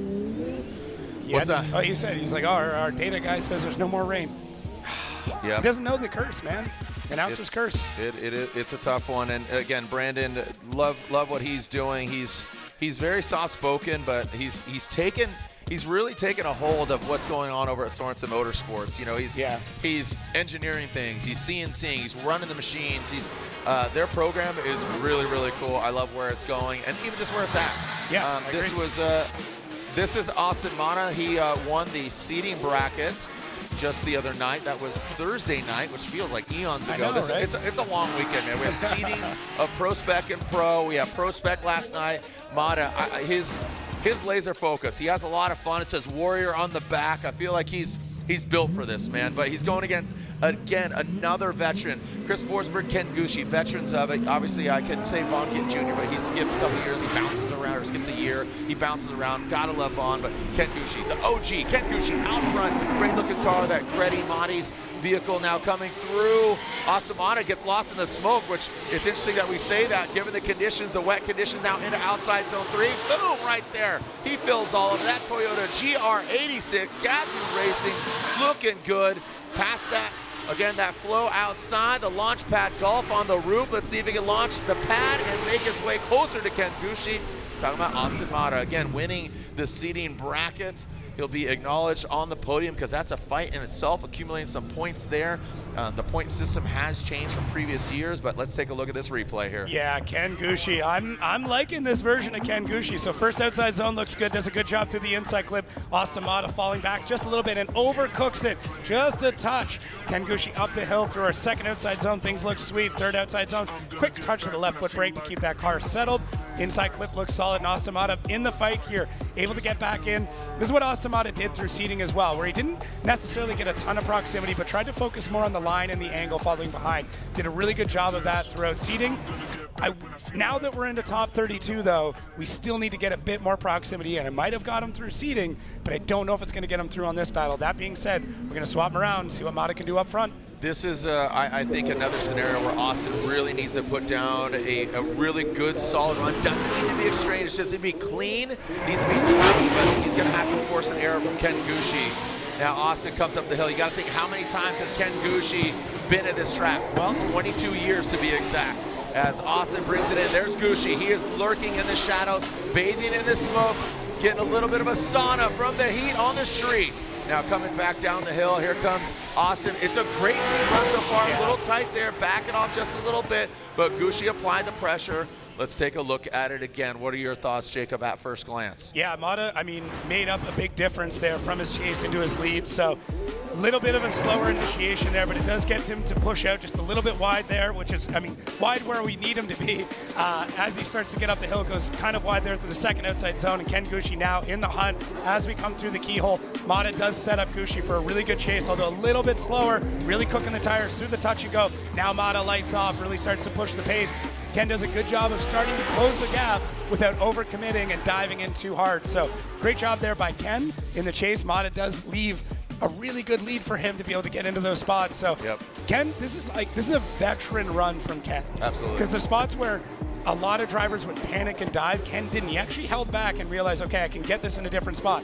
So right through here, a lot of drivers would dive really, really hard through there, and Ken goes, okay, I'm gonna lay back just a bit, holds a little bit longer, then catches the transition, so he can end on a nice high note. So it just looks fluid. It doesn't look panicked. But this like is the reservation, and that is the idea of this entire track and this new layout, and especially these conditions too. Yes. Yeah, it's more calculated, it's more precise, and it's very flowy. All right, slide of left for Gushi, or right for Austin Matta, and Ken Gushi gets the win. Austin, oh, look at that! And again, one more time, goes for one more time. So we are halfway through our top 32, a Rockstar Energy Drink, the official energy drink of Formula Drift.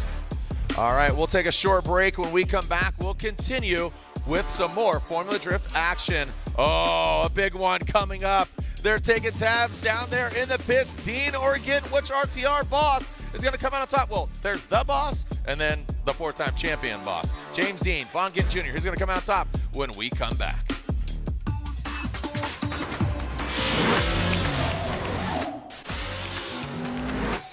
Drifting is not just a sport, it's culture, it's in our blood.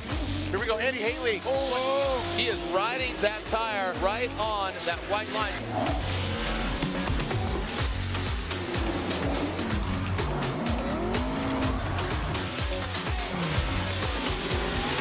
Tires are what we live and breathe in Formula D. We couldn't do this without them.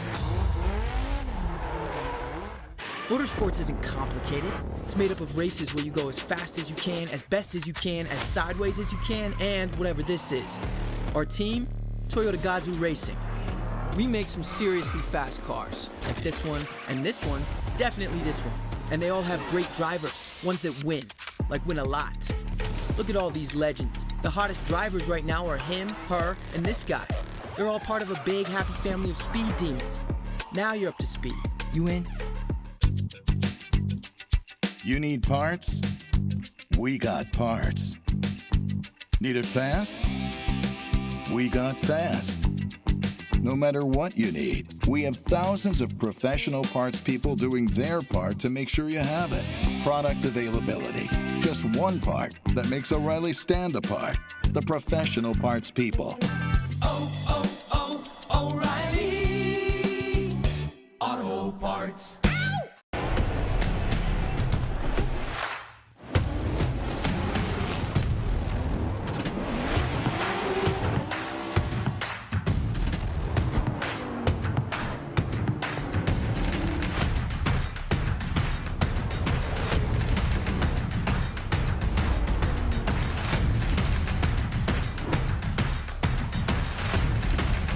GT Radio. Experience ultra high performance.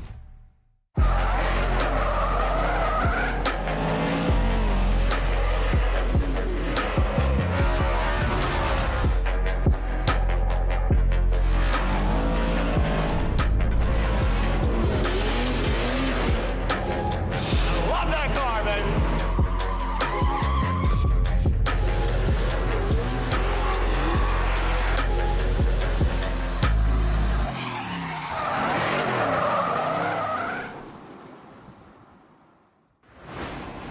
Formula Drift is brought to you by Toyota, let's go places. GT Radial, experience the performance. Rockstar Energy, the official energy drink of Formula Drift. Kumho Tire. Welcome back to Road Atlanta, round 2 of the Formula Drift Pro Championship. Jacob Gens, Jared Dienda here, our tour guides, and Lorette Nickel. She is in the hot pits at the top of the mountain, and she's getting some great insight from the drivers. Our judges right here in front of us, Vernon, Brian, Reese, cold. They got the hoods up. This is one of the coldest Atlantas I've ever experienced. It was raining this morning. I'm like, okay, it's not bad. It's gonna be rainy, but it's warm. But no, it's just cold and it's wet. Yeah, I wore shorts this morning. It was a bad idea. Yeah, I saw your calves. Yeah, right. I'm working out. Sun's out, calves out. Right. Is that what the saying is? All right, so you can see the yellow names there. That's who's advancing on. Now here we're on the right side. Look at that. Dean and Gittin. They are our first battle here in the second half. Stuke and Jones, Shanahan, Saito, so on and so forth. So this is the same battle we saw last year, and here we are again. Does Vaughn impede on James Dean going for a 5th championship? Oh, you know what? This is bragging rights. He is not just going to hand it to him. There are no team orders. Knowing Vaughn and knowing James Dean, as some mud is being thrown up, James Dean comes and swings wide on that inside clip. Look at Vaughn twisting the screws on James Dean, the 4-time champion and defending champion. James Dean brings it all the way out. They know what each driver is capable of. They know the car setup. They know what to expect, and now they're putting on a show for you. Come on now, send it, baby. RTR, 4 Mustangs here at Road Atlanta. Let them hear ya across the globe. 6 championships between them, 4 on James Dean, 2 of Von Gittin Jr., and 2 legends at an iconic track. Jacob, yes, sir. I am just sad that we only get to watch this once. I mean, maybe it'll go one more time. Hopefully it does. That was nuts. I don't know how they got so much speed out of both cars. It should not be that fast. I don't understand how this works. James Dean absolutely crushing this. Vaughn not letting up at all. If you think there's any team orders going on, you're completely wrong. This is all about pride. This is all about ego. This is all about, you know, the master and the apprentice. Yeah, this is all about the show. Who's the master? Who's the apprentice? I don't know. I'll leave that up to you, but that was sick. Yeah, that was exemplary of not only the driving, but the vehicles. Hats off to the team, the progression of drifting, where we're at. And that's why I say, you know, 2004 to 2025, holy cow, what a big jump here. Gittin Jr. out front, tip the tail. Yes, sir, big angle there. Gittin Jr. goes in tight on the inside clip, now transitioning, pulling that front right off the ground. The RTR, the Nitto tires on the corners into that third outside zone, and here we are once again. Boom, Gittin Jr. hits that inside clip. James, he narrowly lets him pass. He lets him on through, but James back to the side of the other Ford Mustang, bringing it on home. Let him know you're here. That is the epitome of sending it. These guys putting on a show. You can see the dry patch. The smoke is in the air. The Nitto tire evidence strewn about. The carbon fiber. Again, the pink Riviera. Convertible Mustang of T-Pain being delivered. And there it is. COD, cash on delivery. Send it, my friends. This is why we're all here. This is what we signed up for. Battles like this. We're getting in top 32 from two absolute living legends coming through this track. Absolutely crushing it. Love to see this run. I don't want to critique it. I don't want to leave any notes. I'm just enjoying this level of drifting right now in 2025. Get text right now. People saying one more time. My man Run says OMT, baby. Yeah. Like this is where you award one more times. Could we scrutinize this? Yes. I would say inside clip here. Yeah. You know, I would say inside clip there. Came in too tight, Vaughn. Yeah. You know, as far as this chase, James, very familiar. He's on the right-hand side. This car, you know, after the big crash in Irwindale in 2023, the car on fire in 24, coming back, wildly decorated last season, wins the first ever four-time championship 4 times in a row. I mean, just insane. Vaughn coming back. He's going to do 2 events this year. So excited. The fans are saying one more time, but there can be some scrutinization. So again, there it is. So we are taking a look at it, and here we are. This is a family show, bro. Put your number one finger away. Relax. Here we are. Make some noise for Vaughn and James. They can hear you top of the hill. Slide him left for James, right for Gittin Jr., the ghost man. And there it is. James Dean gets the win unanimously. A great battle. But what was the edge for James Dean there? Reese, throw on your headset. What a great run. I see you nodding your head. You know, what got James the win? When it came to James' lead run, the only error that I saw him have is that he missed inner clip 1, and everything else he was spot on. Like that was both lead and chase? Yeah, he was just murdering it all the way. And excuse me, inner clip 2? Yeah, inner clip 2, I'm sorry. And Vaughn did have some errors on inner clip 1. He also missed a touch and go, and he also missed inner clip 3 on the way back down. James just had a better lead run overall, and it was a great battle, but James just edged him out. Just that slight advantage as far as precision, and again hitting those clips. There we go. Elaborating. Thank you so much. And Vernon did add in there. He says, out inside clip 2, which is the one in the keyhole, hitting that box, not the clip. Hit the box, not the clip. The clip, the cone just denotes the edge of the track. Don't get involved with that. Don't even date. Don't even look at it. Don't look at it. Just keep put the blinders on. Hit the box, baby. Here we go. Speaking of hitting the box, Daniel Stuke, Jeff Jones. Here we go. Stuke in that M-Spec S chassis. Jeff Jones coming down the hill in his Nissan Z. And here we go. Evil Auto Works. Z bang on it. And then we talk about the cone. Don't look at the cone. In the cone zone, Jeff Jones goes into the brown zone. He hits that dirt. Now coming to outside zone 3, Stuke fills it. Jeff Jones comes a little bit short of that Evil Auto Works. Big drift energy. Coming back down the hill, brings it into the flow zone, and now out and hit that last inside clip. There we go. So just on the wrong side of it, but again, good fluidity from Stuke. Let's take a look at that overhead shot. Yeah, both drivers just being very, very aggressive, both in the lead and in the chase in this run. Stuke just going at it, trying to get through this course, really trying to shake Jeff Jones, who's in the back, and we'll see as he gets this initiation done. Jeff Jones a little bit on the inside. You can see how being tight on that does affect the chase car. Jeff Jones having to kind of push into the dirt twice now. Then it takes up until the keyhole where Jeff Jones is actually able to start to gain some ground. Stuke, that car's wicked up, it's gripped up. He's getting through this course real quick as we start pushing through this last part of the section. It's tough. Stuke's car is very, very quick here. I believe it is the lightest car on grid as well.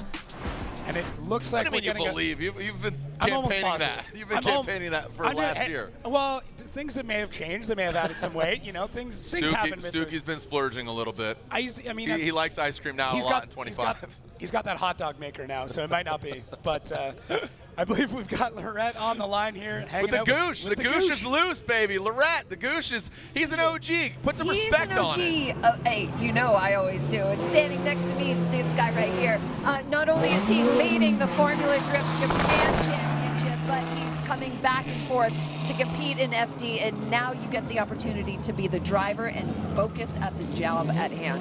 Yeah, this year, Gretty Performance and OCD Works came on board heavy, and they really took away a lot of the stress that I had in the past couple of years, working on the car myself, you know, logistics, all the planning involved with getting this program going.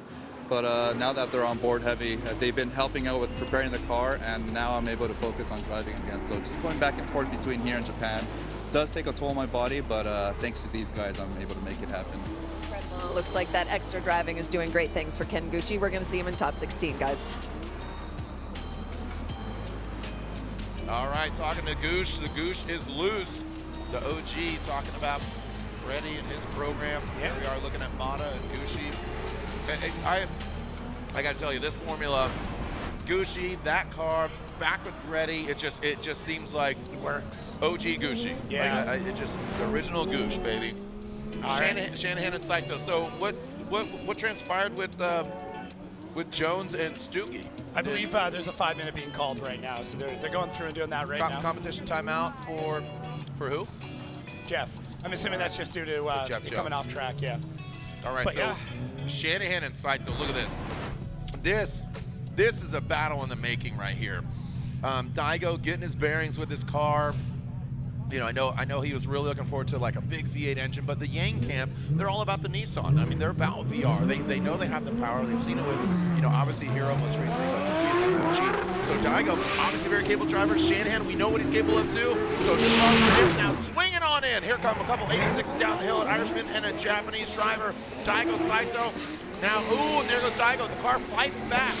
It comes unwound. Coming up the hill now into outside zone 3. Both of them hop into outside zone 3. Right on inside clip 2. Now exiting out of the keyhole.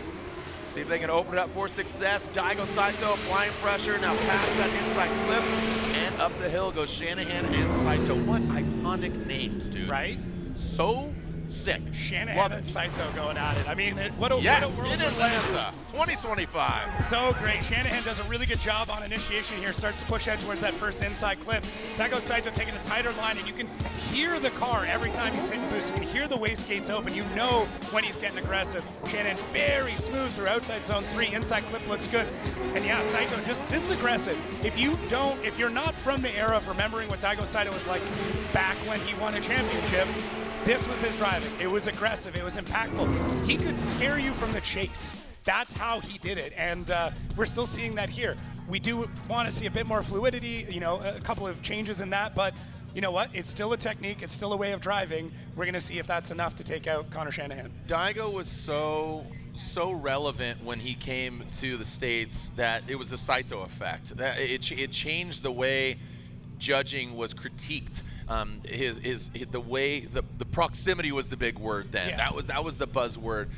So overall, the Daigo effect is real. Where he's at, coming back to the States, love to see him here. Don't know if he's just really coagulated. Him, man, and machine coming together. Just the marriage here. Don't think it's absolutely just come together for him. Yeah. Just seeing that and I've seen Daigo drive both at FD, seen him drive in Gymkhana Grid, seen him drive multiple different events, FD Japan. So we know what he's capable of.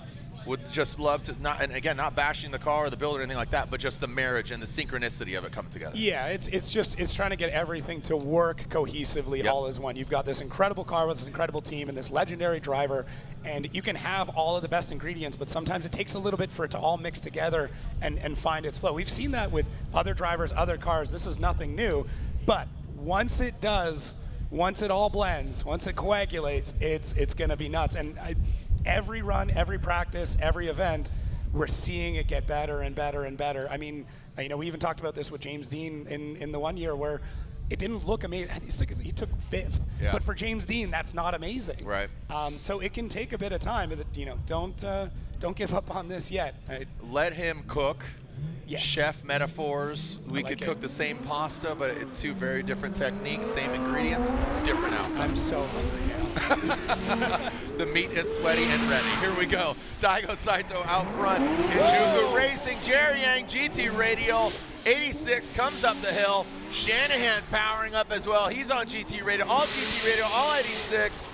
Into that 3rd outside zone. Shanahan, we're not even talking about that. That's a new car for Shanahan. But he makes it seem like his old trusty steed and very aggressive. He is not letting Saito get away, and Shanahan, the Irish flag, is flying there on his roof. That Red Bull 86 comes on home. Well done from Shanahan. So this is going back to that Daigo Saito. This was a lot of the driving that he had previously. This is also a very Japanese style in the way of getting around the course. So could have been a little bit closer to that inside clip. Adds a bunch of angle here. Checks up. It's still a momentum zone, so he's able to do that. Shanahan not shaken though. Able to adapt. You see the tires light up there from Daigo Saito. And then as they come to the touch and go, Daigo now taking a bit more of an inside line, slows down just a touch, back on the throttle, but pretty deep through that last inside clip. But this is a Daigo Saito way of driving. It's aggressive, lots of rate to angle. He'll back it in wherever he feels like, still gets the car dug out. It is a momentum zone, he can do that. But Shanahan, though, in the chase, understood. Like he gets who he's going against and is able to adapt pretty much the entire run. I would just say that Daigo is throwing the rate to angle because he doesn't have the Daigo effect for me was when that proximity, and he would dive in and have that proximity, but didn't mimic the angle. Right now he's just throwing it all out there, and he doesn't have the stabbing that he once had in different builds. So I'm waiting for him to really coagulate, but again, really coalesce into what he's got. But right now it's all Connor Shanahan. He gets the victory. It is unanimous. Daigo, will see him in Florida. I think he needs to get more seat time. Just find that perfect solution for him, man and machine coming together in a beautiful marriage. It could happen in Orlando, but not here today in Atlanta. Shanahan advances on.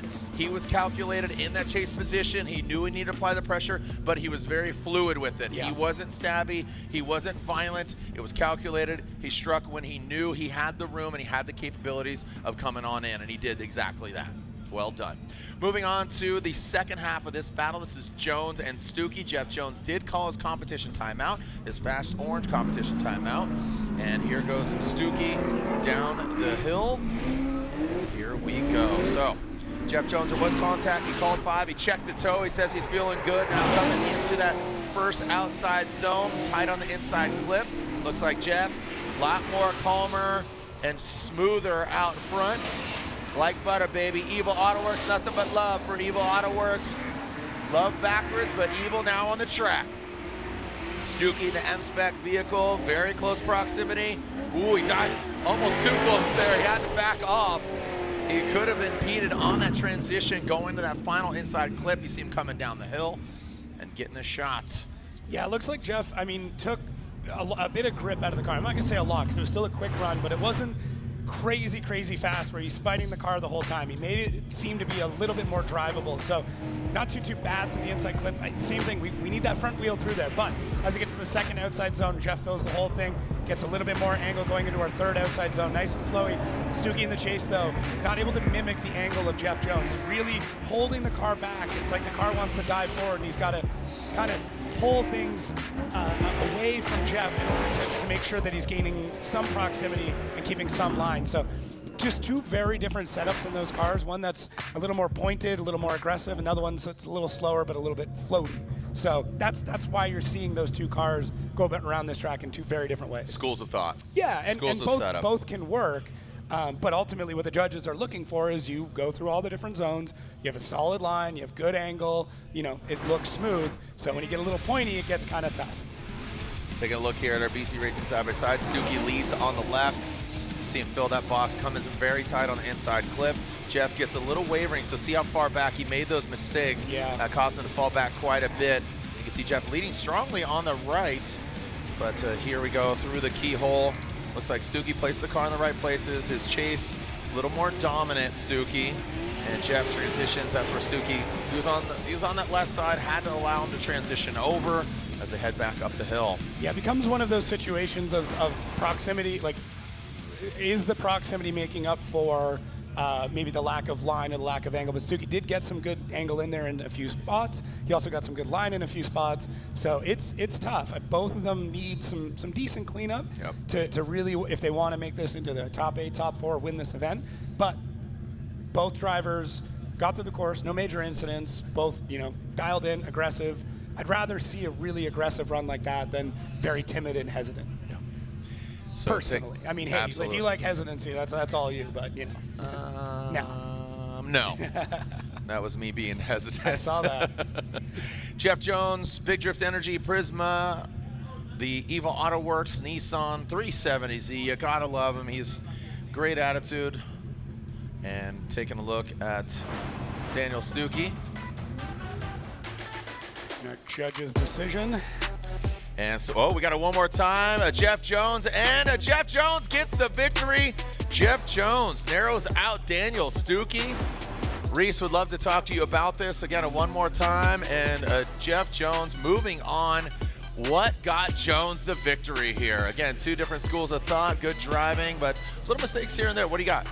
When it came down to it, I feel like Jeff Jones just had a much better lead, which allowed there to be more proximity when it came to Stuke. Stuke and Lee definitely dropped the tire more severely on the inside, and when he transitioned going up, I felt like he put Jones in a really bad spot. He had to adjust a little bit. And going through, like I said, I just feel like Jones just had a better lead run overall that allowed Stuke to have that better proximity. So I know it looks like Stuke was really killing it because he was getting close, but I feel like that was because because Jones gave him the better lead in order for him to do that. So we gave the win to Jeff Jones, or at least I did. Yeah, and that's the precedence you guys set in Long Beach, which I think that was just the platform, and that was kind of the thematic for the season of having that good lead run. What can you do in the chase? Yeah, it's a bit of a different mindset now, but it's a mindset shift that I think a lot of people wanted and needed, and here's where we're at. We want good tandem. At the end of the day, that's what we're all here for. 2 cars side by side. This should be a fun one. Matt Field, Derek Madison. Matt Field, he's had his way with the track, both with this car and his C8. Do we get a restart? Cone down. A cone was hit by Matt Field, so we will restart them. So again, Matt Field in that Borla. Talking about Lean Customs on the roof. Lean having a party down in the pits. So be sure to go by Lean Customs, check them out. They got some complimentary pins down there, so go check them out. Say what's up to my boy Hansel. And Lean Customs, I saw some Hurt Peaker pins, some Nappy Boy pins down there, some rad pins coming out. So be sure to check out Lean, one of the providers, and need some literal heat waves, both sunglasses, and we need some heat wave in the weather. Yeah, it's cold out here. Yeah, it's cold. A little warmth would be nice. Yeah, Shanahan, he's used to this. He's used to the cold conditions. Tail of the tape, he's taking a look. All the guys, I love it. They're just boom, right on it. If they're not driving, they are watching their screens. They're talking to their spotters what's going on, because they will eventually have to go through this. Love the condition of the track right now. This is great. It might be cold. The track's getting hotter. Here we go, Matt Field. The Beast of the Bay, the Boiler Performance Corvette goes and slides in front of D-Mads, Derek Madison. D-Mads coming up the hill, chasing down that field. Quick little correction there. Whoa! D-Mads comes in hot, overcooks into outside zone 3. Derek Madison over-rotates into outside zone 3 field. Little tight, little shallow, but looks good. Yeah, that was interesting. So the part that I kind of want to look at is, what did Derek do after we saw the correction from Matt Field? I'm not saying it's Matt Field's fault that Derek spun out, but I think maybe the reaction that Derek had could have caused it. So inside clip 1, pretty decent for Matt Field. Let's see, this is the part right here. So adds a bit more. Yeah, it just, woo, it looked like Derek had that. Matt made that bit of a correction. Derek had to check up, not able to catch the car in time. I don't think this by any means is Matt Field's fault, at least in my eyes, but it was just interesting to see, what happened before and what ended up causing it. Either way, Derek was not able to kind of keep care and control of his vehicle through that section. Tried to dig out of it, did the right thing there, didn't just let off and plow into the concrete, tried to dig out, but a little too late on that one. And we could see Derek Madison on the line. Matt Field looks like he's going to be pulling up here shortly, keeping those GT radials hot. And that's another, I mean, kind of interesting part with this too, is the track temp being this cold. There's not a lot of data for any of these drivers with it. True. It's tough, and the tires aren't going to heat up as fast. There's a lot that goes into temperature when it comes to drifting. Yep. Colder air, denser air, but like you said, the tires, the track conditions wet. Looks like it's drying out. You see the dry patches that Madison swings, using it all the way, the edge of the course now coming down into the outside zone. A lot of handbrake there, and you can see the car grip up. He does wrap it around that inside clip, but needs to be a little wider there. Matt Field, you can see him. He's going to have a tempered approach here. Give himself just enough room. Now coming out, this is where I think he could strike, but I think it's in his best interest. He doesn't need to do too much here, given that Madison had that mistake on the lead run. So unfortunately, Madison needed to force an error on Matt Field, or Matt needed to make a mistake, but not the case. Calculated, dialed it back, says, I'm going to do just enough, get handed the victory. Yeah, you don't want to be hit with an inactive chase, which essentially means that you kind of just let the other guy do his thing, and you were, drifting a little bit behind him. Matt Field very active in the chase here, so we don't have to worry about that. You can see Derek Madison almost spooked by the last run as to how early he got back on the throttle for the third outside zone. Does a good job to the inside clip. So this shows me that Derek Madison definitely belongs here, definitely can drive this course, can get around. It's just a lot of learning. I mean, you make that jump from pro spec up to pro, it's massive. It's so different. There's so much more smoke. Every driver is the best. Yeah. Like it's so incredibly difficult. The car build, you could just focus on equipment. You can even just focus on mindset, and that's something that Matt has really focused on too. Just all the uniqueness of what he's got. But there it is, Matt Field and the Beast from the Bay, Borla Exhaust, Heat Wave, Lean Customs, getting it done. Derek Madison knocked out. Another driver that's in it to win it. Talking to Connor Shanahan. Lorette is with the Irish driver now. Well, Connor, we saw you watching the live stream. What were you learning there? Just watching the run back. Really fun battle. Honor to battle Daigo. I remember when I was probably 14, won my first Drift Masters event, Daigo was, messaging me, congratulating me, and he was my idol that time. So pretty iconic how the world moves, and now we're here in Atlanta battling each other. But Japanese driving style is something, what we've got to experience in Europe. Very different style, very fast rotates the angle. So for me, that battle was just keep it safe. But we're happy. I'm really happy how everything looks. The car is now running good. Long Beach, in my opinion, I left with all the trophies that I needed to win. A good team, a good car, and some upgrades coming in here. Now we got to fight for the real silverware. Thank you so much for your time. And Jared, I don't know if you can tell, but it feels like the temperature's dropping a little bit. Oh, we can tell. Oh, yeah. I'm sure. I mean, I was going to say the FD rain jacket looks awesome. Go to shopfd.com or at an event. You look great, by the way, Lorette. Love the hair. You're like, I don't know how it's going to fare. I love it. Love again, salmon pants. You're looking fantastic. So stay dry and stay warm, homegirl. All right, up top of the hill. All right, Adam LZ, unarguably one of the most popular drivers. He's out there. He's doing his thing, man. LZ World Tour, you were just with him in New Zealand at Taupo. Great event there. Going against Federico Sciarrifo, obviously an iconic driver, so talented. And Fiorella, we know the Ferrari, we love it. But he's going against a very hot Adam LZ. The temps might be cold, but LZ is coming in hot. Gets third place in Long Beach. He'd love to deliver. I was talking to TJ Hunt. He says, yo, this is LZ season. Yeah. He's going to have an LZ summer, a little brat summer here. All right, here we go. We can see Adam LZ sliding in that Drift HQ. BMW passing inside clip. He puts it right there. And we saw Fetty very tight on the inside, going on the incorrect line for Fetty. Now comes in. Whoa, where's Adam going? Whoa. That was very sketchy. Almost went into the dirt. Salvaged that, brought it back. He was setting sail, man. He was off to Narnia, and then he brings it on back. He opened the door and brings it back in. Well done by Adam LZ. And just comes back. That was tough. Wow, that got nuts. Yeah, that was crazy. All right, let's get into this, though. Fede taking a really interesting approach there in the chase for initiation, but Adam LZ does a really good job. Nails that first inside clip. Transition coming up the hill. Good wide section, leaving everything open. D-Cell's right in a good spot in the second outside zone. Third outside zone, so we were talking about. Looked like he was about to go off track. Does have to sacrifice a bit of that zone for the aggressiveness that we saw there, but inside clip, touch and go, both fantastic. Using a bit of left foot brake to get the car rotated. Transitions just a touch early, meaning it was a bit too deep on our last inside clip, but overall, good aggressive run. Fede in the chase. He was there through the whole thing. Yeah. He was there. I would like to get a bit more proximity, but solid run from Fede. You know, good line throughout the most of it. He wasn't panicking. He wasn't straightening the car up. He wasn't doing anything crazy. So it was a good run. Both the drivers have some areas of improvement, but overall, they kept it between the lines. Here goes Federico Sharifo. He wraps it around the inside clip. Again, that's not where you want to be. Throw some more angle at it. Look at that right there. That is gonna, yeah, that's gonna be all she wrote. So Adam LZ, he passes. We're gonna double pass. Okay, we got Federico. This is ridiculous. Okay. I think that was just that was a little wild there.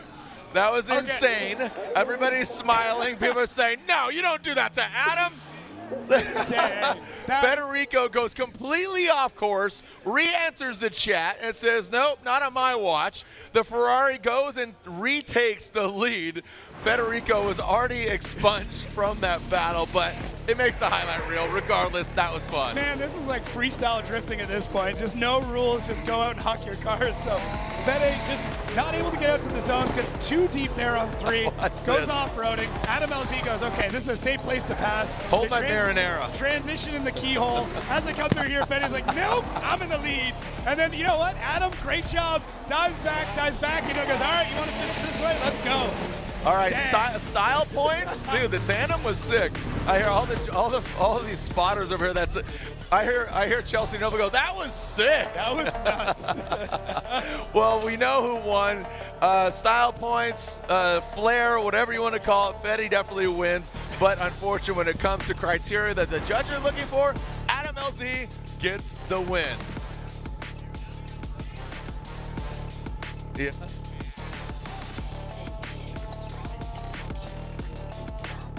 All right, so you can see all the dirt and the mud on the track. And we got 3 more battles left. Taking a look at Castro and Hurst, Turk and Literal, and Hughes and O'Sullivan. Oh, man. That was crazy. That was hilarious. Again, the crowd erupted, the spotter stand erupted. Sorry, I'm just trying to wrap my head around what just happened. It was ridiculous, is what it is. Yeah. That's, you know, I'm just like, it was fun. Stay off my lawn. Yeah. You know, like, and like I said, Fede was like, hold my marinara, I'll be right back. I'm just gonna go and retake this lead against Adam. And it was fun. It was fun. That was very fun. It wasn't correct, but it was fun. I hope both teams had fun. Oh, man.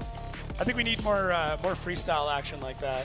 That was just, so you know, it fun. kind of reminded me of, is like, remember when they did, was it like tandem skateboard? Where they'd have 2, or like pairs skateboard? Dude, my boy Bucky Lassik's in the building. But that's what I mean. That's what it reminded me of. Is that like over and under is great. Yeah, over under, baby. That was awesome. So as we get the track prep, let's take a look at our BC Racing Go for Gold Clip Tips with Hiro Manoa. Hey guys, I'm Hiro. We are here, Formula Drift Lola Lena.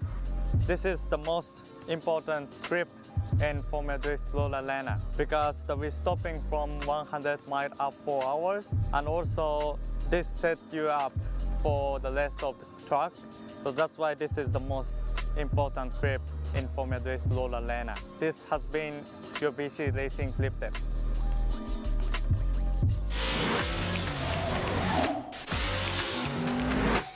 Drifting is not just a sport, it's culture, it's in our blood. Here we go, Andy Haley. Oh, he is riding that tire right on that white line.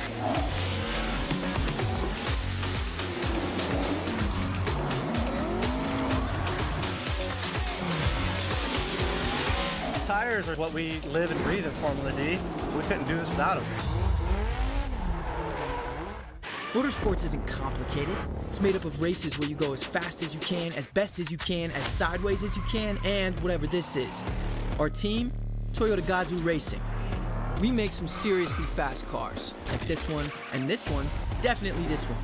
And they all have great drivers, ones that win, like win a lot. Look at all these legends. The hottest drivers right now are him, her, and this guy. They're all part of a big, happy family of speed demons. Now you're up to speed. You in? You need parts? We got parts. Need it fast? We got fast.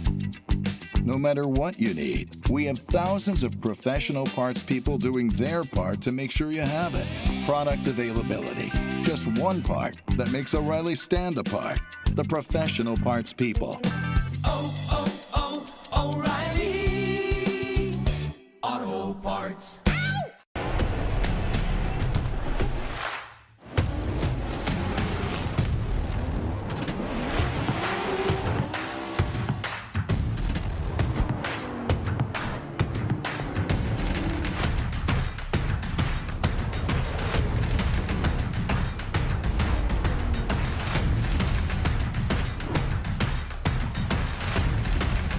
GT Radio. Experience ultra high performance.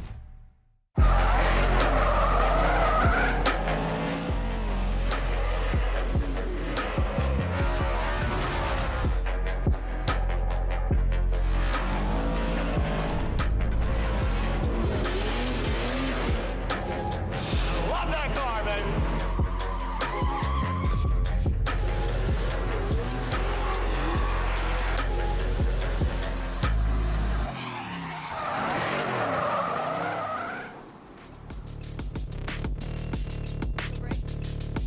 Or is Jared through?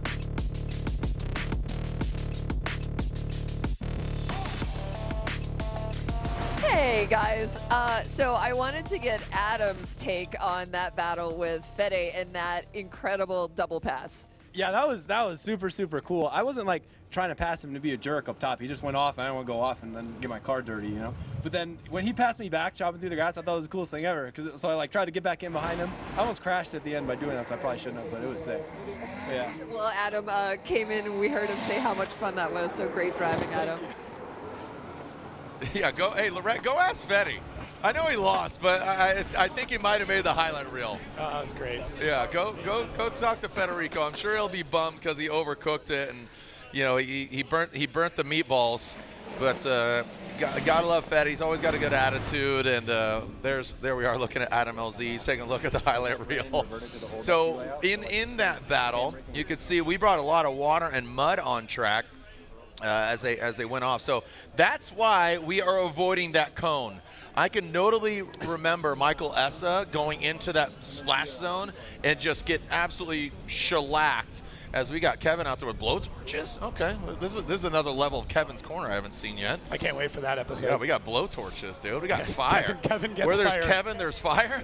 I mean, where there's fire, there's Kevin. Okay. Yeah. Yeah. Regardless, that's what he had black hair until he got a blowtorch.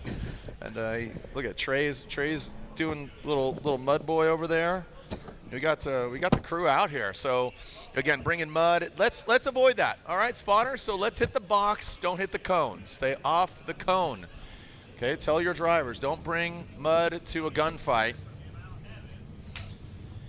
Jacob, we have a few more battles left, but the driver's already in. Frederick Osbo, Simon Olsen. That's our first battle. It'll be Chris Forsberg versus Hero Manoa. Talk about veteran and, again, young buck. Brandon Sorenson versus RCP, Rome Charpentier. You got Odie Boxis versus Ken Gushi. Just how they're driving, that is fairly equally matched. James Dean, who we saw so dominant against Jeff Jones. His kryptonite. Yep, and we know Jeff has beat James Dean. He won't let us forget it. Nope. Connor Shanahan, who is really dialing that car in against a very aggressive Matt Field. Adam LZ having fun, but he wants to get the win. He goes against either Castro or Hurst, regardless. Jonathan wins. And then you got Turk versus Lontaine, a battle of the Ryans. And then you got Dylan Hughes versus Connor O'Sullivan. Said Ryan Lontaine. I don't think he's driving anymore. You know what? I just wanted to give a shout out to the Canadian. I kind of miss him. I don't, but I'm kidding. I saw he's out there ripping around McLarens in Arizona. He's doing just fine. I think he's okay. Yeah. Shout out to Ryan Literal and his lovely wife, Brittany. I don't think they're watching, but Ryan Literal, thank you. Ryan Lontaine. It's okay. We'll get it. It's one of those days. Yeah, he's one of your fellow Canadians. I get it. You know, you guys are a dime a dozen now. So we're everywhere now. We're here. What? That was so Canadian of you. We're everywhere. I don't want to be too aggressive about it. Yeah, sorry. Sorry. Yeah. I go right. I pay for everybody else. Here we go. And looks like we got to clean up on aisle one. and it has handled a few more battles left. You guys having fun out there? Atlanta, make some noise. Oh, come on. It's cold. Put your hands together. It's going to warm them up, and you get to make some noise. Atlanta, make some noise! Yeah, that's what we're talking about. That's what we're looking for. Again, I know we're easing into it. 32, it goes 16. So now's a great time. You know, again, we got 3 more battles left in 32. See Jonathan warming up. Mr. Cool, Mr. Cold. We don't, you know, Mr. Cool on a hot summer day, of course. Right now, we need Mr. Warm. Yeah, yeah, we need the opposite. Does Mr. Cool also sell space heaters? Yes. Because might need one up here. And we need some Dominican finest heat. Oh, man. I know. It is brisk. This very well could be the coldest Atlanta we've ever had. We've had storms. We've seen lightning. We've seen all of it. You know, like we were saying up here, we've seen 3 of the seasons, right? The only one we're missing is snow.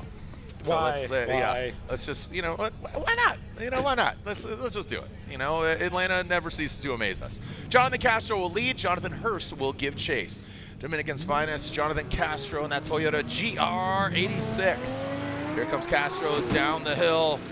Let's see what he's got. Jonathan Hurst, great looking new livery car, looks good. He's got the big wang things out back. Castro throws it on in the Menthol Dom. Toyota 86 now coming up the hill. Mr. Cool needs to catch up, now comes into that 3rd outside zone. He taps it in. Mr. Cool, Jonathan Hurst. Holy cow. That was a crazy shot right. Okay. So Castro just throws it over there. That got insane. Let's take a look. I mean, we've seen incidents like this happen, especially when you get a front wheel on front wheel contact. A lot of crazy stuff can happen. Now, I did get a message from Hurst earlier on. This is actually his first run in the dry. He missed almost all of the earlier on practice due to a mechanical, and then anything else has been in the wet. So he's trying to figure this car out for the first time. But getting into this, Castro out front, Hurst in the back with the new livery and the giant wing, which I'm a giant fan of. And Castro looks good. I mean, does a good job through this zone. And Hurst here realized he needs to make up some proximity. And it is. I think that's a front wheel on front wheel. And that contact is kind of what pushed and gripped up the front end of Castro. That angle's a little tough to tell from. Let's see here from the FPV drone. But now you can see Hurst really dive in. And yeah, I don't know. It almost looked like he de-beated the front there for a second, and maybe it dug in, but hard to say. They're back up at the line, so I doubt that. But yeah, good front-on-front contacts. Are they even looking at the cars? Or are they just going for it? That was very disruptive. Looks like they are just going right for it, pulling right back up to the line. I mean, in theory, somebody could get hands on the car depending fault, but I mean, if they just want to go for it, they're going for it. They're not even going to look. That's crazy. Let's do it. All Here we go. Let's party. So Jonathan Hurst, big wing thing. Castro, the windshield wipers are on. Lorette just texted me. She said it's raining at the top of the hill. So that's what's crazy. Here we go. Into wet conditions. Hurst slides on in. He saves it. So no practice, and Hurst goes right for it. The rain's coming down now, but neither driver asking for a sight lap. And that will be a yellow flag. Let's throw the caution there. And yeah. And that's one way to slow down. So Hurst comes to a halt after Castro. Hurst comes to a halt, overcooks it. Castro finishes it out, hits that caution, and there it is. So very unfortunate there. We have 2 more battles left, and with Hurst spinning out. So I have a feeling we're going to be getting into sight laps now. Basically what the rule is the drivers are able to request one. Once the track conditions change, the drivers can ask for their sight laps. In this case, they didn't, and just went for it. And unfortunately, it didn't turn out all that well. So I do have a strong feeling that pretty much anybody coming after this is going to be asking for a sight lap. But yeah, you can see just how aggressive the windshield wipers are going. And as we look out over the crowd and the umbrellas start to sprout up, you can tell that the rain is here. So with a couple of battles left, this playing field literally changes. Such an equalizer, the rain, and it really does highlight those drivers that are good in the rain. So yeah, it slows things down. It makes things a lot more technical, but there are drivers who do significantly better in the rain than they do in the dry, and vice versa. We were joking about it before, but yeah, we talked about it before. There are drivers who were kind of born and raised in rainy conditions that are often really, really good right out of the gate. And, you know, drivers famously from Southern California don't see a lot of rain, so not a lot of experience in it. But go back to our decision here. All right, so here we are, 2 more battles, and Castro gets the win. Unfortunately, as you said, minimal practice, if any at all, for Jonathan Castro.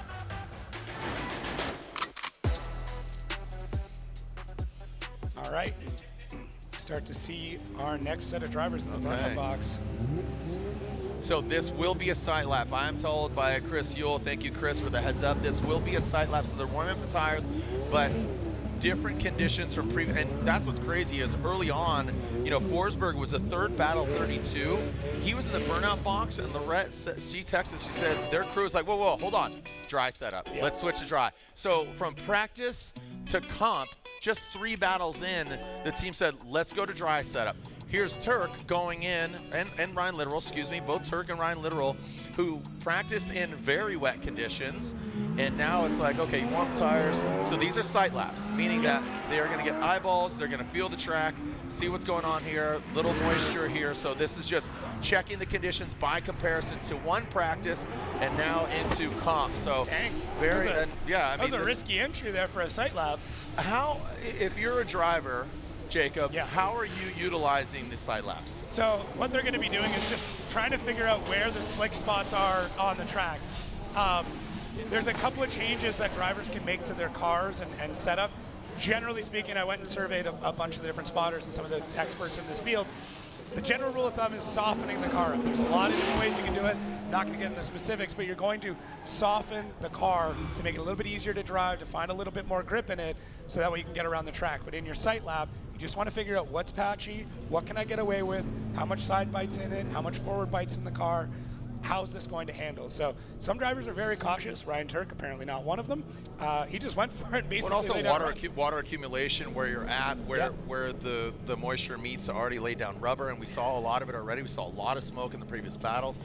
And the first part of rain is actually the toughest because it starts to bring some of the oils out of the asphalt and out of the rubber. So the first bit of rain, when that hits the track, that's the hardest one to drive through. Once it's kind of pouring, it's a lot more predictable than what they've got right now. All right, here we go. Happy birthday to Noah Midland. Noah Midland, 18 years old. Happy birthday, bro. You know who wants to blow your candles? Here we go. He's one of the Ryans.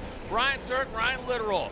Coming down to that first outside zone. Just bring it on in. And Ryan Turk using all of the Rain-X here in the rain. Of course, it's very fitting, very on brand with the Rain-X windshield wipers going in the rain. Ryan Littoral in the Sunoco S chassis, the RB Army. Here goes Ryan Turk into the inside clip 2, popping and locking.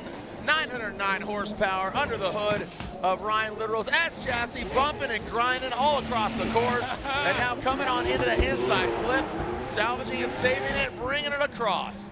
There we go. Looks like that'll be a full pull narrowly, but again, a lot slower, a little more calculated. Like you said, we saw a lot of rubber, we saw smoke, and now gets a little slicker. You do. You've got more time to think. You can see just how aggressive Ryan Littoral is already in the chase, getting his bumper knocked off at initiation. Ryan Turk nailing that first inside clip, even in the rain, getting the momentum pretty much solid. As they start to climb up the hill, you can see Littoral now mirroring that angle as Turk takes a bit tighter of a line in the heel. Just the way to go. But a very smooth arc through there, doing a really good job through that inside clip. Although it's in the rain, this is one of the most impressive lead runs we've got. A little bit deeper on the touch and go. We see a couple little knocks there from Ryan Littoral. Turk shakes it off, just keeps driving. I mean, kind of that's some East Coast drifting right there. Your buddy rams to the side of you, hit the door, let's go, let's hit him more. I mean, this is old school Turks right here, man. Saw homeboy in the autograph sign. He signed his shirt as a Turk shirt from the OG days. The brain exploding there as we're seeing bumpers exploding as well. And we are hearing there is a fast orange competition timeout. Turk calling one? I think it was Littoral that originally called it, but we're seeing Turk spotter over here that might be calling it as well. Notably, Turk spotter Chelsea Denofa saying, hey, let's call comp time out. So Turk pulling it back up. So Brandon Sorenson joining us up there. How we doing, buddy? You chill? You chill, dog? All right. What does your brother tell you? Is he like just hyping you up, or is he telling track conditions? What's your brother telling you? What can I share with the fans that are tuning in? He's telling you how to capitalize on your investments?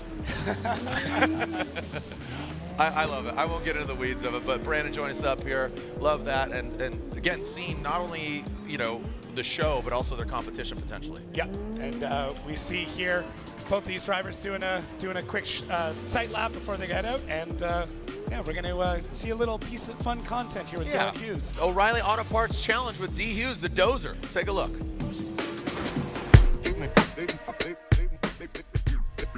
The O'Reilly Auto Parts Random Part Challenge. We're here in Formula Drift Atlanta, round 2 of the 2025 championship. I'm here with Ryan Turk. Hey, Turk. What's up? What do you think this is? Ooh, that's new. A PCV valve. Does that technically count? It's a crankcase vent valve for a Jeep Wrangler. So I'm gonna give it to you. Why not? That works for me. That works for me. That works for me. Okay, the second victim for the O'Reilly Random Part Challenge, Andy Haley. Hey. Tell me what this is. Is it a heater switch? Like for like the heater core? Negative. Ooh, see, the technique is expanding rapidly. It's definitely a diaphragm. Is it like some sort of pressure regulator? Yes, for sure, yep. Okay. For something specific. Coolant pressure regulator to the heater core? Close.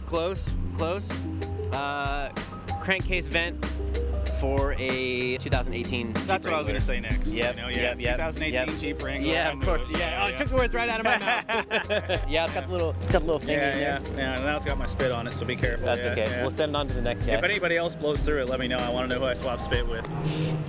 Turk did it first, actually. Oh, he did? Okay, damn it, I kissed Turk. Ah! No! Okay, the next victim, Derek Madison, my friend. What is this? It looks like a PCV valve, but the weird diaphragm in here is throwing me off. Not a diaphragm. Either that or it'd be like a canister vent, perhaps. It's got a 5/8 hose. Ooh, Vent man. valve. And what did you say? You said that you were an O'Reilly manager for how long? I worked at O'Reilly, I guess, for 11 years. I was a store manager for 7.5. Yes, dude, yes. 3 different stores. This dude has probably had some parts roll through his hands, that's for dang sure. Unfortunately, yes. Crankcase vent valve for a 2018 Jeep Wrangler. Just keep putting more stuff. All right, so we'll figuring it out here. Look at that, the Dragon spraying off. So we got Dylan the Dozer Hughes and Soli. That works. We did the O'Reilly Auto Parts and we did the Soli. All right, we got O's all across the board. Oh yeah, oh no, here we go. Dylan the Dozer Hughes coming in the first outside zone. Oh, Soli goes off the United States Army BMW. Gets Squirrely Dan here. Coming now up the hill in that second outside zone, getting bucked up. Let's see what we got. Dylan the Dozer Hughes would love to feel that heat wave as it is cold here in the ATL. On the mean streets, now Dylan the Dozer Hughes pulls through. Now coming on through is, again, yeah, great recovery, but went way off course, and I just don't know. I mean, Soli went all the way off, right? Yeah, I mean, that was an incomplete in the chase. I believe you are correct. I think he went all the way off, so he was just salvaging maybe somewhat of a run, but it was already over before it after that first clip. Yeah, it's not ideal. Not an ideal way to start things off, but let's see here. So he gets, really similar to what happened with Jack Shanahan, but the difference being that O'Sully didn't have it kind of head right into the wall, was able to get that correction made. But Dylan out front, and you can tell how different the track is even in 10, 15 feet. No smoke, all of a sudden you get smoke. So we're seeing— You want the smoke? I want it everywhere, not just like at the end of the keyhole, but track is very, very inconsistent right now. This is even within 10, 15 feet, you go from smoke to no smoke throughout this run. But Dylan Hughes, great job adapting to all the changing conditions. Connor O'Sully, good job not panicking and doing anything crazy, causing more damage or more incident. That could have been bad. You know what? You get into that position, you just want to get back in the race, and you often overshoot and end up slamming into the guy next to you. O'Sully, very smart, very calculated, able to get back into the battle, whether he should have been or not, I don't know. Very demure. Very demure. Are we still doing that? I don't know. Very cutesy? It wasn't cutesy. We love him. It was crazy. O'Sully. Yeah. United States Army.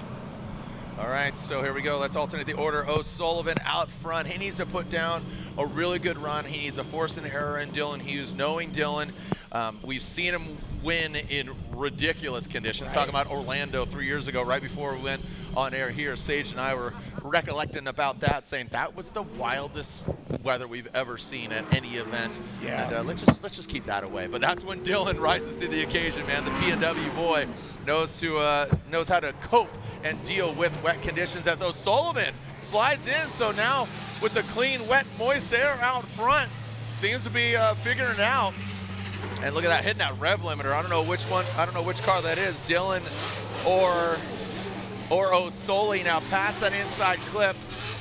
Just if Dylan keeps it clean, doesn't do anything ridiculous here, he should have the victory with O'Sully going off and brings it around. That's where you're like, oh, come on, just nervous. Yeah. Nervous, and that's where just a simple, quick little mistake could just throw you left-hand turn literally and go into the wall or something like that. But Dylan navigates it properly, and that'll be an easy victory for him. Yeah, so almost the same thing happened to O'Sully. See that correction there, but he's able to kind of get the e-brake pulled again and corrects it. Does a really good job of making the correct decision in that crazy moment, a reflection of what happened earlier.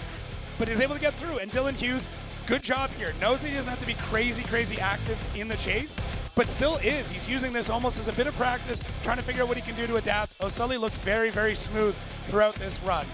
It sucks that happened on that first one because O'Sully got this car dialed, he got it figured out, but unfortunately it's a little too late. Whereas Dylan Hughes on that run knows exactly what he has to do, put in just enough effort to get by.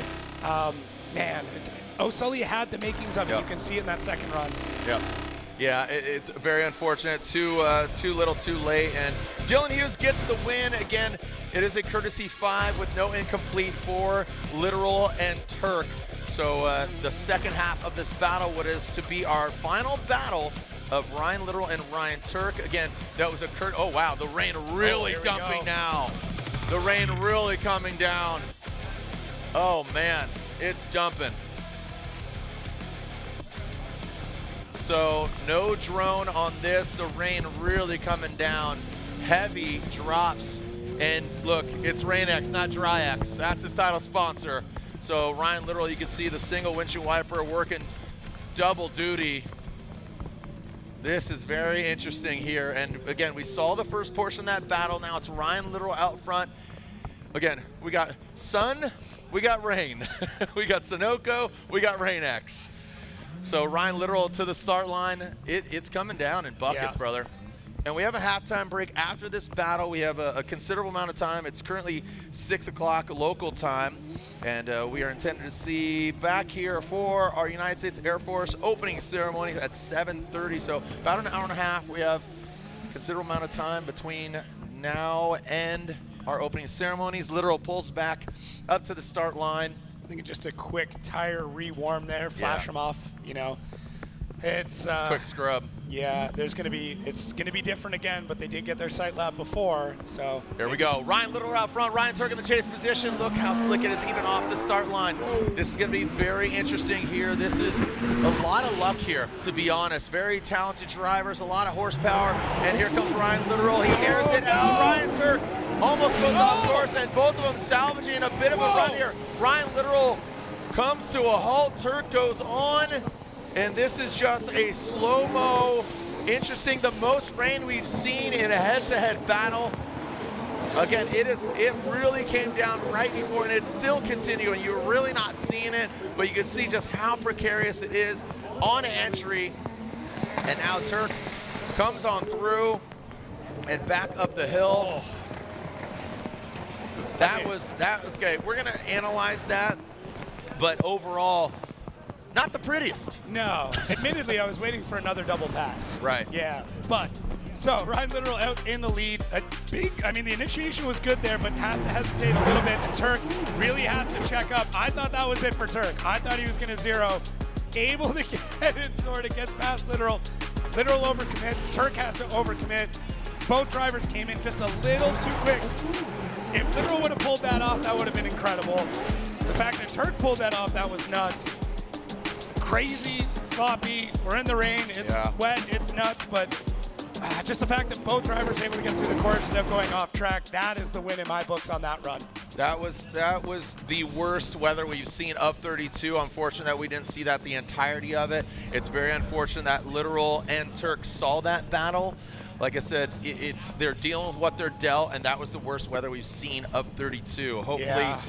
Hopefully Mother Nature says, here, I'm just gonna put buckets on you for the next hour, and then it passes, and then we'll be done with it. Because everybody say a prayer, let's get rid of this rain, and we'd love to continue with the action. Unfortunately, for one of these drivers who saw this terrible moisture on track, that will be the end of their day today. Let's go to the judge. Slide him left for Turk or right for Ryan Littoral. A great effort by Ryan Littoral, but unfortunately just too many mistakes in the lead, and Turk had a pretty good lead run.